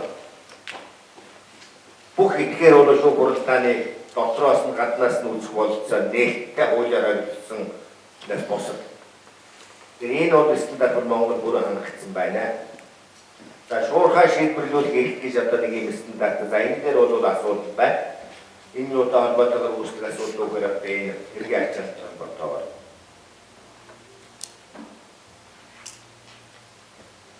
За дараагийн энэ стандарт хэм бурууг тооцоглох. Өмгөөлөх эрхтэй холбоотой стандартууд байна.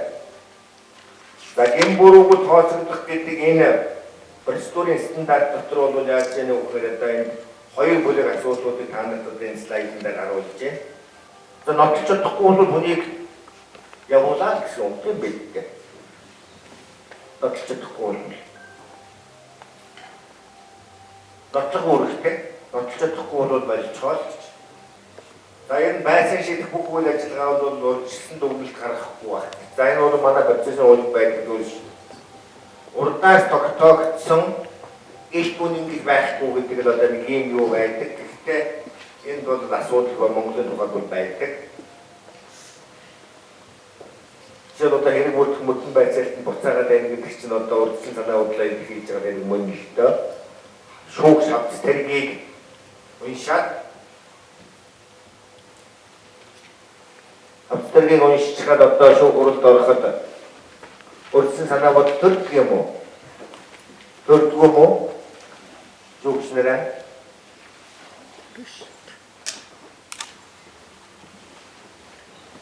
хүн юм төрдгөө яах вэ? Төрдгөө гэж хэлдэг бол өчигдөр төрхөөс өөр арга байх. Яах уншиж байгаа юм? За энэ бол одоо их газрын хэцүү одоо мөрдөн шүүдэд тогтцоо гэдэг онцлог л та.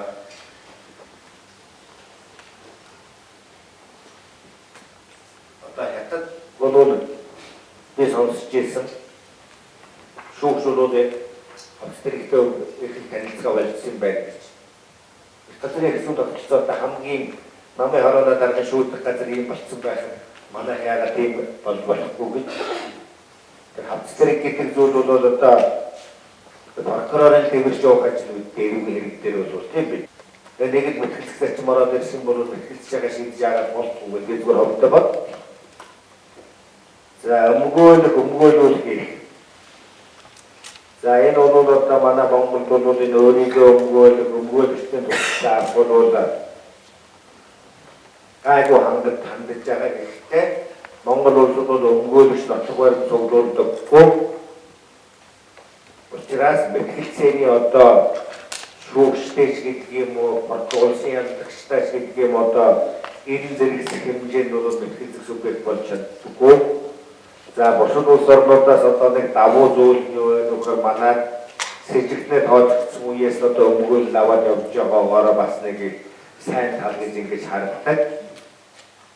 Их зүүн одоо өндөр соёлтой хөгжсөн одоо Герман гэхэд л одоо өмгөөлөх эрхийг бол шүүхийн шатанд авдаг. Та нар яагаад энэ хожуу авдаг юм бэ гэхээр одоо их давхар одоо зэрэг бодлуулаад яагаад гэдэг чиглэл одоо тийм зовлон яриад байдаг. Манай бол бас давууч юм байна, сонсож байгаа юм байна. За гэрчтэй холбоотой орчуулагч орчуулах эрх гэдэг юм бол одоо яг зүгээр гэрчийг одоо ингээд өгөөч гэдэг бол юм байна. Өөрийгөө нотлох цагаатах үйлдэл энэ бол манай хэрэгжиж байгаа юм. За орчуулагч орчуулах эрх юм гэдэг одоо манай бас сайн хангалттай байгаа. Та нар харсан байх. Нөгөө каплагийн хэрэгээр одоо Ерөөгийн хэргийн 2 дугаар шүүхтэй тэр нөхдүүдийн орчуулагч ямар байлаа. За тэгээд дараа нь одоо орчуулахгүй байснаас болж Америк нэгдсэн улсын элчин сайдын яамнаас ямар гомдол санал тавьж ийлээ.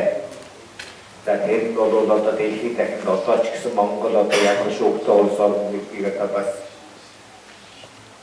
нэг зөвлөгөөр харуулах нэг ийм зүйл болчиход байгаа.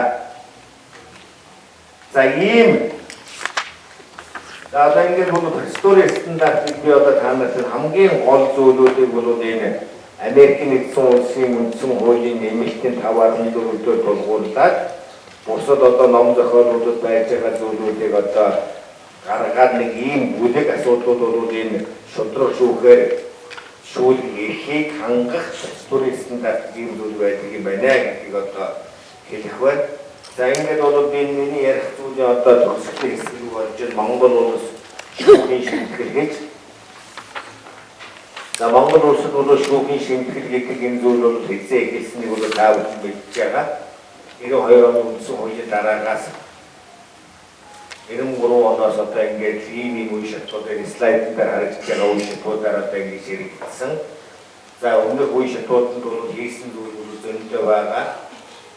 Шүүх эрх мэдлийн одоо стратеги төлөвлөгөө гэж одоо маш чухал баримт бичгийг бол энэ гадаадын зөвлөгөөнд тусламжтайгаар хэд он боловсрууллаа. 2000 он батлуулсан. За тэр баримт бичиг бол маш мундаг баримт бичиг байдаг. Тэрний үзэл санааны дагуу одоо бас энэ шүүхийн хөгжил маш том одоо реформын шинжилгээтэй ийм зүйлүүд хийсэн. За 2002-оос бол 2011 оны хооронд бол яасан бэ гэхээр энэ шүүхийн тухай хуулийг нэмэлт өөрчлөлт орууллаа. За ингээд нэг хуультай ингэж яваа. За 3 дахь давалгаа. За энэ 3 дахь зүйлүүдийг бол би яагаад хэлж байна вэ гэхээр Монгол улсад одоо энэ 2013 оноос шүүхийн шинтгэл явсан биш шүү. Энэ 92 оноохоо үндсэн хуулийг дагаад социалист шүүхээ ардчилсан одоо бие даасан шүүх болох чиглэл рүү одоо монголчууд одоо ингээд реформын шинжлэхтэй зүйлүүдийг ингээд хийж ийсэн юм шүү гэдэг энэ одоо түүхийг зүгээр одоо сануулгууднаас хэлсэн. За хамгийн гол нь одоо миний өнөөдрийн танад хэлэх гэдэг зүйл юу вэ гэхээр энэ 2012 оноос хойш их зүйн их сурвалжинд бүрэлдээд хэрэгжиж байгаа энэ одоо 3 дахь давлгааны одоо гол онцлог юу юм бэ гэдэг дээр л бол хэлье гэж бодож байна. За үнэн чанартай бол бид нэр энэ шүүхийн багцуул баталгаас өмнө Монгол улсад одоо ганцхан шүүхийн тухай хууль гэж байлаа шүү дээ. Ганцхан шүүхийн тухай хууль 2002 оны. За энэ хууль нь бол ямар хууль байсан бэ гэхээр зохион байгуулалтын шинжтэй, тунхаглалын шинжтэй ямар ч одоо процессын ажиллагаа зохицуулаагүй юм хууль байсан болвол одоо бол шүүхийн өөрийнх нь одоо дотоод үйл ажиллагааг зохицуулсан одоо ингээд 6 багц хуультай болоод Монгол улсад бол шүүхийн энэ одоо институтуудтай холбоотой эрх зүйн хомсдол гэдэг ойлголт байхгүй бараг бүх үйл ажиллагааг юм зохицуулсан юм багц хуультай болцсон явдал бол шүүхийн шинжилгээний одоо нэг том алхам гэж ингэж хэлээд байгаа юм. За дараа нь бол энэ шүүхийг одоо автоном болгох, бие даасан эрх мэдэл болгохтой холбогдуулаад энэ шүүхийн захиргааг бол бие даасан явдал бол энэ 3 дахь давлгааны нэг гол онцлог. Хуучин одоо энэ сүүлийн 20 хэдэн жилдээ шүүхийн захиргааг хууль зүйн сайдад хавсруулж нэг 10 жил боллоо. Дээд шүүхийн ерөнхий шүүгчдийг хавсруулж 10 жил боллоо. Хоёулангаас нь одоо сэхийг илэрсэн. Хууль зүйн сайдад хамааруулж явах үед бол одоо засаг төрөөс одоо мөнгө санхүүгийн хамааралтай болох тэндээс одоо санхүүгийн эдийн засгийн одоо бас дэмжлэг авахулсан байсан ч гэсэн гүйцэтгэх мэдлийн нөлөө шүүхэд их болсон. Зарим шүүхийн ерөнхий зөвлөлийн даргын үүрэг авсан гүйцэтгэлээс хууль зүйн сайдын шүүгч нарыг ерөнхий шүүгч нарыг одоо дуудаад номхон зогсоочод хэрэг танилцуулдаг гэдэг ийм л юм руу орсон л доо. За ингээд ямар ч үсэн одоо энэ хууль зүйн сайдад шүүхийн захиргааг авсруулж болохгүй байна гэдэг дээр улс төрийн хөгжлийн зөвшөөрсөн эдгэмт чинийг сайн шүүмжилсэн. Тэгээ шүүхийн захиргааг нь бол өөрөд нь өгсөн. За улсын дээд шүүхийн ерөнхий шүүгчид энэ шүүхийн захиргааг нь хавсаргасан. За ингээд бас нэг 10 жил болсон бас нэг одоо дефект илэрсэн энэ юу вэ гэхээр энэ шүүхэд прокурор шиг одоо босоо удирдлагын систем бол өрүүлдэж эхэлсэн. Тэр шүүгчийг томилдог, чөлөөлдөг, шилжүүлдэг, шагнадаг, урамшуулдаг, чөлөөлдөг, сахилгын шийтгэл ногдуулдаг бүх их нэг том шүүгчийн гард цугларчгаад тэр тийм хамаг их мэдлийн барьж байгаа хүн энэ хэргийг ингээ шийдэрийг чиглэл өгөх юм бол болцоо бүрдсэн. Тэгээд шүүх дотроо шүүхийн хараа тус байдлыг боснуулдаг ийм босоо удирдлагын тогтолцоо үнэ тогтсон байлаа гэдгийг Монголын төрөлхийн зөвшөөрсөн. Үндэсний аюулгүй байдлын зөвлөлтөөр энийг ярьсан, парламент дээр энийг ярьсан.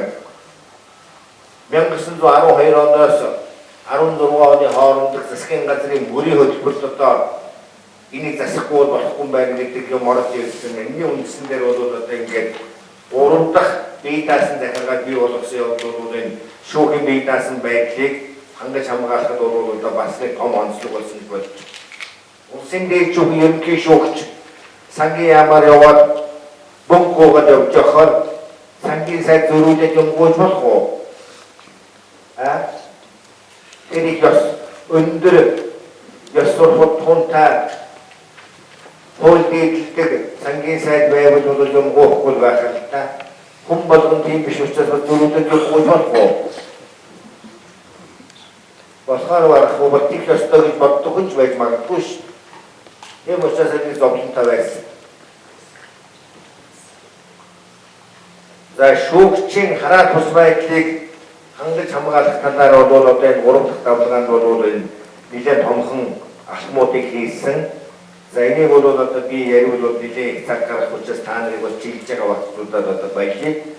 За дараа нь бол мэргэжсэн шүүхтэй болох гэж. Өөрөөр хэлбэл шүүхийг тайлбар ирүүрэн захиргааны шиглэлээр одоо мэргэжшүүлсэнтэй холбогдуулаад мэргэжшин шүүхтэй болох үндэс тавигдсан шүүгч мэргэжшигтийн нөхцөл бүрдсэн. Шүүгч нар одоо өөрсдөө хэлж байгаа шүү дээ.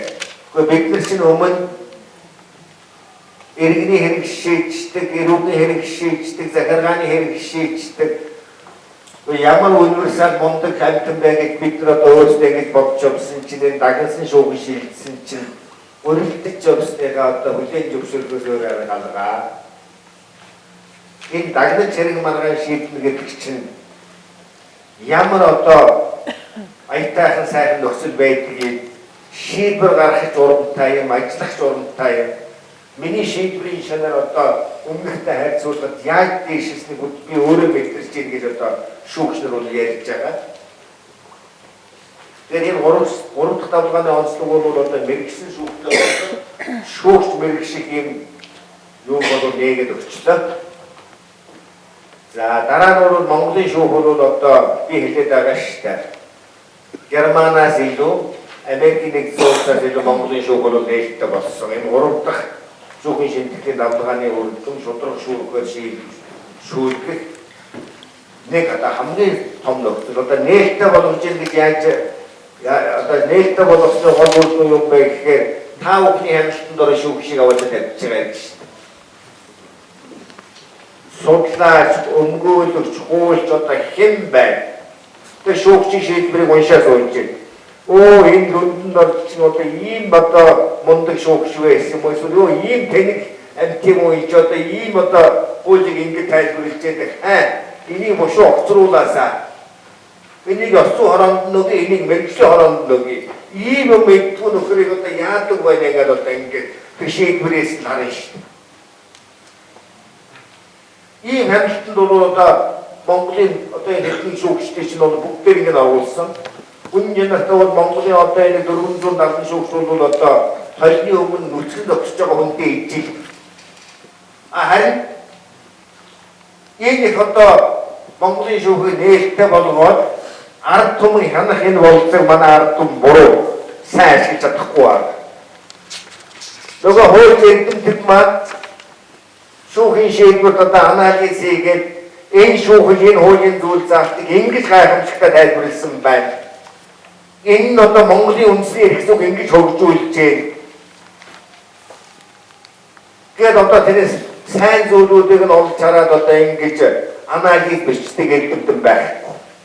Муу зүйлийг нь одоо ингэж байна гэж бичдэг эрдэмтэн байхгүй. За одоо балиг бичих юм бол дараа нэг шүүхтэр очиж юм өмгөөлөх гэх үнэлж магадгүй байна. Бусад өндөр хөгжилтэй орнуудын хуулийн сургуулиуд оюутны ширээ номын сандар яаж ийгээр одоо шүүхийн шийдвэрүүд хөгжлөд байж идэг. Тэрийг нь одоо задлан шинжилээд нухад оюутнууд тэрэн дээрээс юм сурдаг. Монголын ихтэй сургуулиудын ширээтэй шүүхийн шийдвэр байх.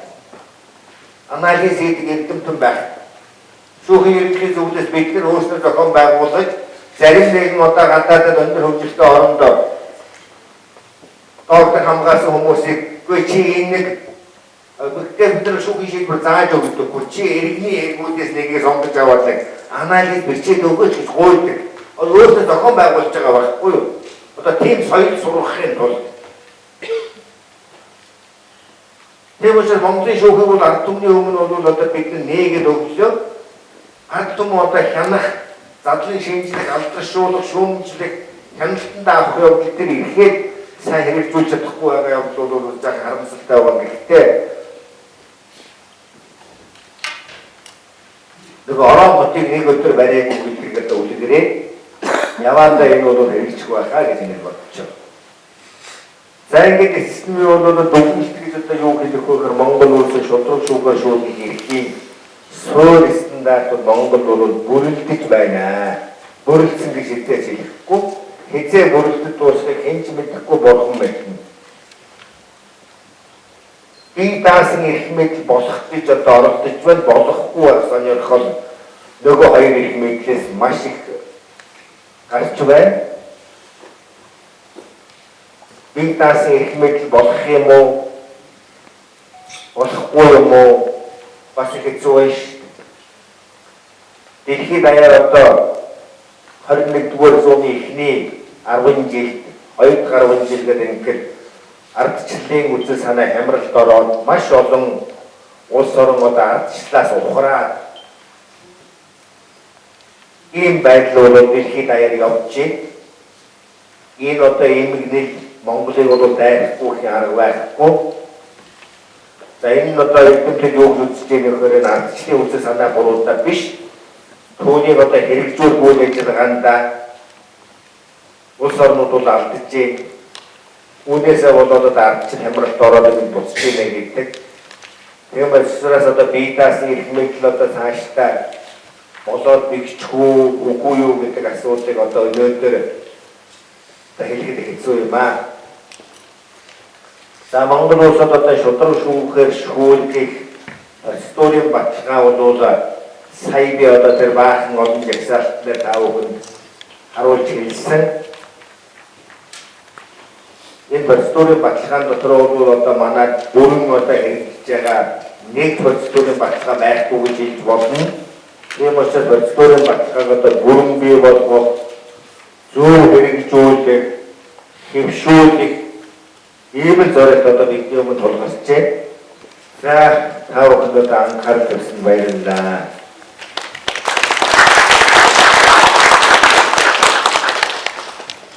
Маш сонирхолтой дүүрэн одоо шинэлэг мэдээлэл философи онлын үндэслэл бүхий сонирхолтой ихтгэл тавьсан төлөвлөж профессор баярлалаа.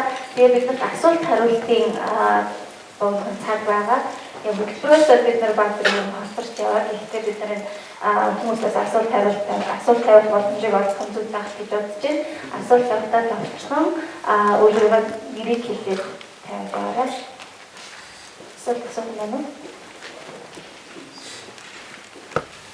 Энэ манай Монгол улсын үндсэн хууль энэ эрх мэдлийн хууль гэж бичсэн. Сая дүндээ оршуулж энэ засаг Монгол улс хариуцлага гэсэн юм байна.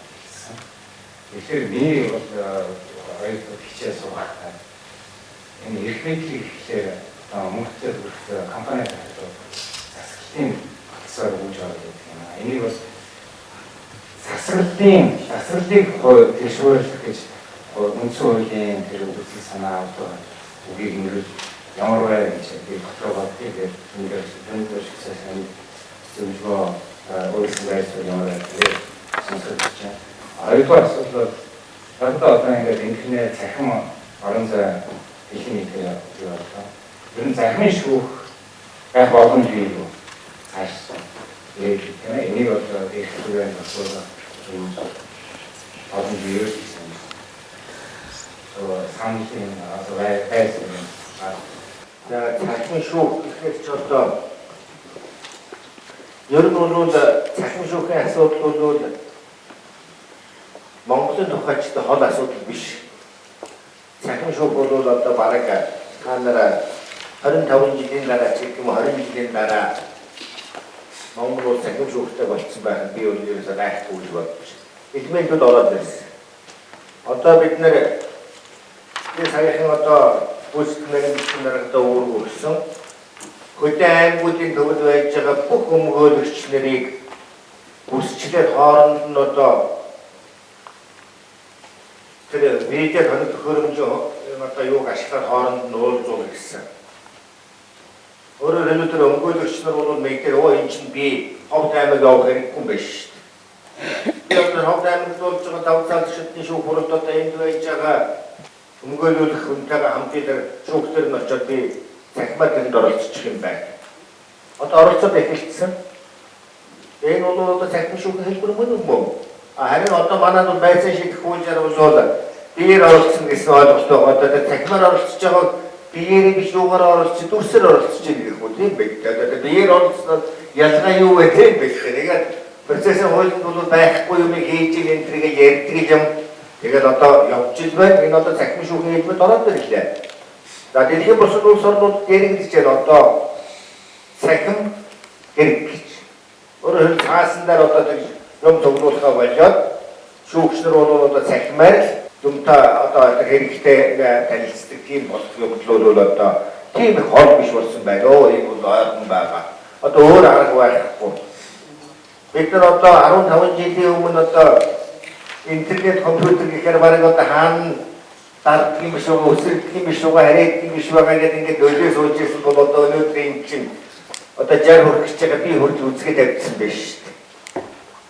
Одоо хэцүү юм байна гараар юм бичиж байгаа болждаг. Яг энэ шиг одоо захин бол одоо ингээд ороод ирнэ. За энэ бол их мэдл separation of power and англи хэл дээр ингээд нэрлэдэг манай засаглал хуваалцах гэдэг засаг хуваалцах гэдэг их мэдл хуваалцах гэдэг юу гэж нэрлэх нь ерөөсөө чухал биш. Хамгийн гол энэ гурван их мэдл хоорондоо хамт тэнцвэртэй байх явдал гол чухал асуудал нь бо.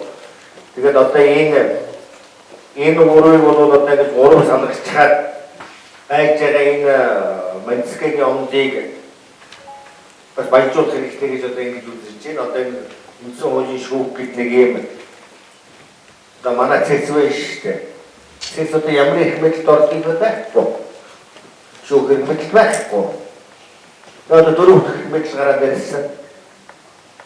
Одоо гурван их мэдэлтэй үлдсэн дөрөв болчихсон шүү дээ. Яг юм гэдэггүй сая одоо би Италийн үндсэн хуулийн шүүхийн дараахтаа уулзыг өндөр настай хүн байна гэдэг өндөр настай хүнийг одоо байцаагаа дэлгэр мистер насыг хүндэтгээс сайн ярьж чадаагүй яг манайтай ижилхэн юм байна лээ. Итали бол Польш бас нэг юм юм байна.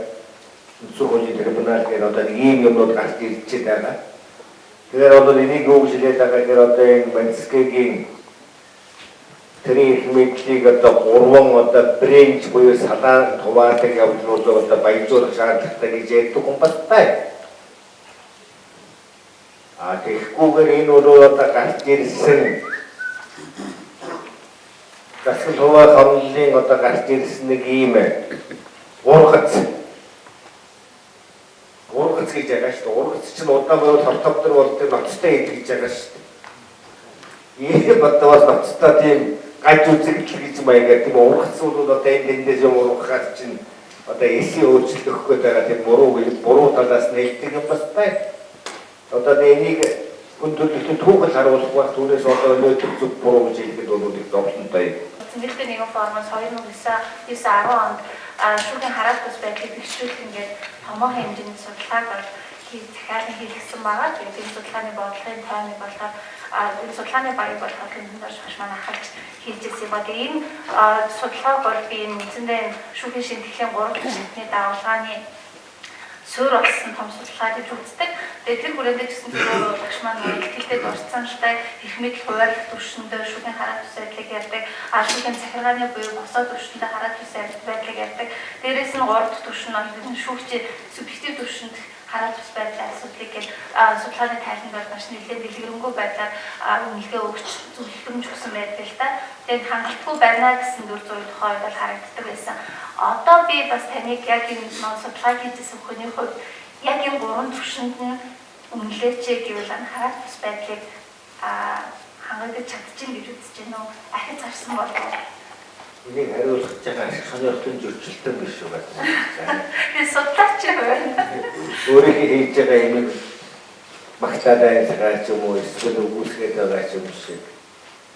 Яг одоо судлаач хувьд харахад би одоо яг одоо нэг нөгөө дотроо ингэж бодох би тэр 2006 онд өдрийн сонинд шүүх мэдлийн хамрал гэж нэг томхон нийтлэл бичсэн.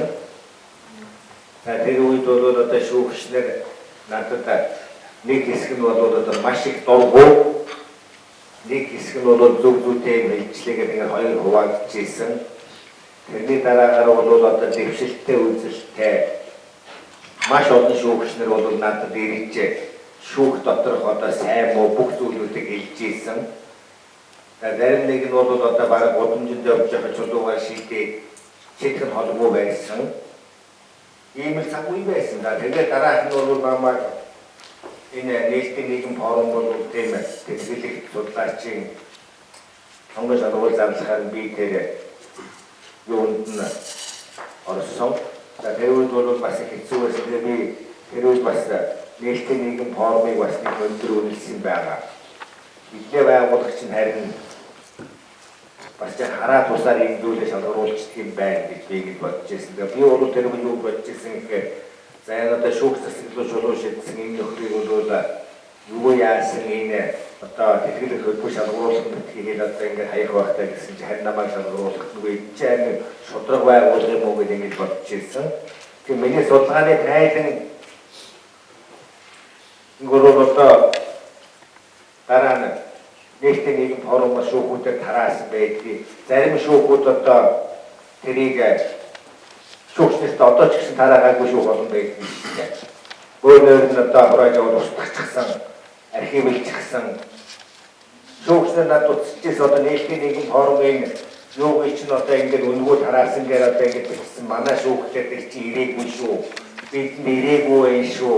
Яаж олж авах уу та хойноос нөөцөлтөөч гэд би одоо нийтийн нийгэм форумд ярьжсэн тийм шүүхэд та нар аваад өгсөн үү? Шүүгчнэр устдаад аваад өгсөн. Тэгэхээр одоо тэрийг архивлж устгахжсэн хүртэл явж би хэлдэг.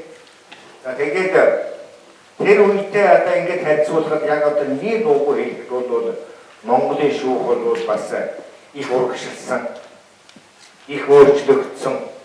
Би даасан эрх мэдэл болох зүйл рүү одоо бүр том алхам хийсэн. Шүүгчийн хараалт бус байдал их дээшилсэн. За энд нь нөлөөсөн хоёр хүчин зүйл байгаа. Нэгдүгээр одоо цалингийн нэмсэн явдал байгаа. Хоёрдугаар нь нөлөөллийн мэдүүлэгтэй холбоотой болсон. Ер нь одоо манай парламентын зарим гишүүнүүд хэлдэг. Ерөөсөө одоо шүүгчэн бол одоо ингээд шудраг ёс гэдэг одоо нэг тийм одоо субъектив идеал татаад хоос нь үсгэж гисэн одоо сайн ажиллах ёстой гэж тийм коммунист лозунгоор явдаг тэнийг амьд одоо энэ ертөнцид олохгүй дээ. Цалин гэдэг нь одоо тэр хүнд шүүгчийн одоо албан тушаалыг ямар үнцэнтэй болгож байгаа байлээ, ямар их хариуцлагатай болгож байгаа байлээ. Ийм том хөшөөрөг байгаа. Тийм учраас одоо шүүгч болгоны зүрхэнд нэг гэрэл арсан шүү. Би ер нь одоо хариуцлагатай ажиллая. Энэ албан тушаал надад айсрыг үнцэнтэй байна. Бас ч би одоо энэ дүнгийн салын авч байгаа хүн чинь ингэж ажиллахад өөр арга бол За нөгөөх нь нөлөөллийн механизм, нөлөөллийн мэдүүлэг өсөлтөг болсон. Энэ бол олон хүнийг бас одоо айлгаж байгаа зүйл дээ. Харин нөлөөллийн мэдүүлгийг одоо бас нэг үр дүнтэй ашиглах явдлах чухал байгаа. За шүүхийн захиргааг энэ таалагдсан явдлууд бол үнэхээр одоо энэ шүүхийн бие даасан шүүхийн хараа төсөөлөх хангалттай хамгаалах талаар хийсэн одоо зөв ихтэй болов гэж ингэж бодож байгаа. Гэхдээ энийг одоо өнөөдөр бол бас хэлэхэд хэцүү түүх шүү гэж байна. Цаашдаа Монголын ардчил одоо ямар нэгэн яахыг бас хэлж мэдэхгүй. За одоогийн байдлаар шүүгчдийн тоог бол одоо улсын хурал хуучин байсан бүрэлдэхүүнийг 60%-аар нэмж байгаа. Одоогийн байдлаар 63 одоо шинэ шүүгч орчход цаашдаа одоо ингээд 100 болон 150 болон 200 болно. За ингэхээр бол шүүх бүрэлдэхүүний хэмжээнд бол одоо томоохон цус сэлбэлт болно. Тэгэхээр одоо шүүгчдийн сэтгэлгээний түвшинд гэсэн одоо томоохон өөрчлөлт бол орох юм бол нөхцөл бүрдэж байгаа. Тийм учраас би одоо юу хэлэх гээгээ өгөхөөр ерөнхийдөө миний одоо 2006 онд харж ирсэн тэр үед судалгаа хийгээд бичээгээд одоо би дээд шүүхийн ерөнхий шүүхийн ерөнхий зөвлөлийн даргын маш олон даалгаврууд би уншиж үзчихээс одоо тэр танаа тайван судалгаа хийж байхдаа улсын дээд шүүхийн ерөнхий шүүгч бол одоо шүүхийн ерөнхий зөвлөлийн даргаас шүүгчнээс одоо ийм даалгавар өгдөг байсан шүү дээ. За экологийн гэмтлэрийг бол одоо Монгол улс болны үндэсний аюулгүй байдал нөлөөлөх хэмжээнд хүрсэн байна. Ногоон байгууллагын сүйтгэж одоо мод их хулгайлж одоо энэ улс орны одоо аймагс бол 8% одоо энэ одоо мод багтаа улс орны ийм онцлогтой гэж бичээд одоо энэ экологийн гэмтлэр та нар дандаа харих яд өгөх гэдэг ингээд дээрээс чиглэл өгч. Тийм албан даалгавар өгч. За тэр ерөнхий шүүгчнэрээ жил болгоныг зөвлүүлээд өсөж ирээд ай солонгоо бас чи яагаад танай аймагт бол одоо ийм албан даалгавар өгсөн чинь та нар одоо ингээд экологийн гэмтлэр танаа дээр бол одоо ингээд 150 гарсан байна. 50-д та нар бол одоо архаас өөрөө өгсөн байна. Яагаад албан даалгавар чамайг ястуу хороож ирсэн үү? Чамайг мэрэгчлээ хороож ирсэн үү? Гэтэл байсан шүү дээ. Ингэж явж ирсэн энийг одоо энэ бол түүх болоод үлдсэн. Одоо дээд шүүхийн бол одоо их зовж байгаа шүү дээ. Доошоо одоо бас нэг үнэхээр одоо нэг чиглэлмэгэд өгчмээр байдаг. Үнэхээр болохгүй юмнууд өөр жишг тогтоогоод байгаа. Бид нар ч одоо зөвлөмж суулгаа байсан байгаад одоо ингэж үглээд байна. Тийм ээ. Тэгж одоо бид нар яах вэ? Одоо ингэ доод чинь бол бас одоо бас алдаад авах гараад байна. Бас тэгчихмаар юм байна гэж одоо бид нар очиод хичээл заах маягаар зөвлөх үү гэж одоо хичээл заах маягаар одоо оч тэрийг ярьдаг болсон шүү дээ. Хичээл зааныг зөвлүүлээд тэр чиглэлээ өргөдөг. Тэгээ би бол одоо хууль зөрчсөн гэдэг зүгхэндээ бол одоо маргаан бэлтгэл хийхгүй байгаа. Одоо яах вэ? Бас нөгөө ороо модыг нэг өдөр байгуулаад өгчээд одоо нэг ийм завсрын шинж чанартай юмуд явуулж өөр арга байхгүй. За ингээд харахаар бол одоо бас их том өөрчлөлтүүд орж байгаа. Одоо бол үнэхээр одоо 3 шатны шүүхийн автоном байдал бол сүрхий хангалтчлаа. Одоо ингээд нийслэлийн 10 дугаар шүүхийн шүүгчдээс шалган туслах ажиллагаагийн шүүхүүдээр явсан байна. За тэгээд очоод нөгөө юмнуудыг үзээд одоо ийм одоо ингэж хийгээд танаа энэ болж энэ болохгүй гэдэг үсэн дараа шүүгчнэр надлаа уцаж байгаа шүү дээ. Дарга 10 дугаар шүүхээс манад мэргэжлийн зөвлөгөө өгөх хэрэглээ. Энэ зөвлөгөөнд бидний хэрэгтэй байна уу? Бидний одоо санаагүй зүйлийг сануулаад буруу зуруу хийсэн зүйлийг залруулаад их хэрэгтэй байна гэж хэлж байгаа. Тэгснэ энэ зөв үү гэж надаас асууж байгаа байхгүй юу? Энэ зөв үү? Тэс дургуслаа илэрхийлж байгаа байхгүй юу? Энэ яаж байгаа юм гэж. Тийм учраас одоо ингээд энэ одоо тэр үед албан даалгавраар одоо ингээд бүгдээрээ босоо удирдлагатай байсан үедээ харьцуулах бадмаар гэж маш их өөрчлөлт орсон. Энэ 2-3 жилийн хугацаанд бол одоо их өөрчлөлт гарсан. Энэ хичээлийн нэг 10 жил болчиход бол Монголын шүүх мөн гоё болно. Ингээд бидний үсгэлийг хүлээж авч шүүхээр шүүхээр сэтгэвэр одоо бид бүхний энд хөрөлцөөс хүмүүсийн олон асуултанд хариу өгөхөөр сонирхолтой мэдээлэл өгсөн одоо шүүхээр хийжүүлэн дарах философи ухааны доктор, үндэсний ухааны доктор, профессор Анзаточин Юндаж багштай энэ төвөрчсэн хамтын нэрээс болоод үнийхээ үндэсний комисс үнэлттэй нэг формыг хамтдаа өгсөн. Талархсны нэрхийн хамт цаашдын ажилд амжилт амьдралд нэрвэрний их сайн сайхныг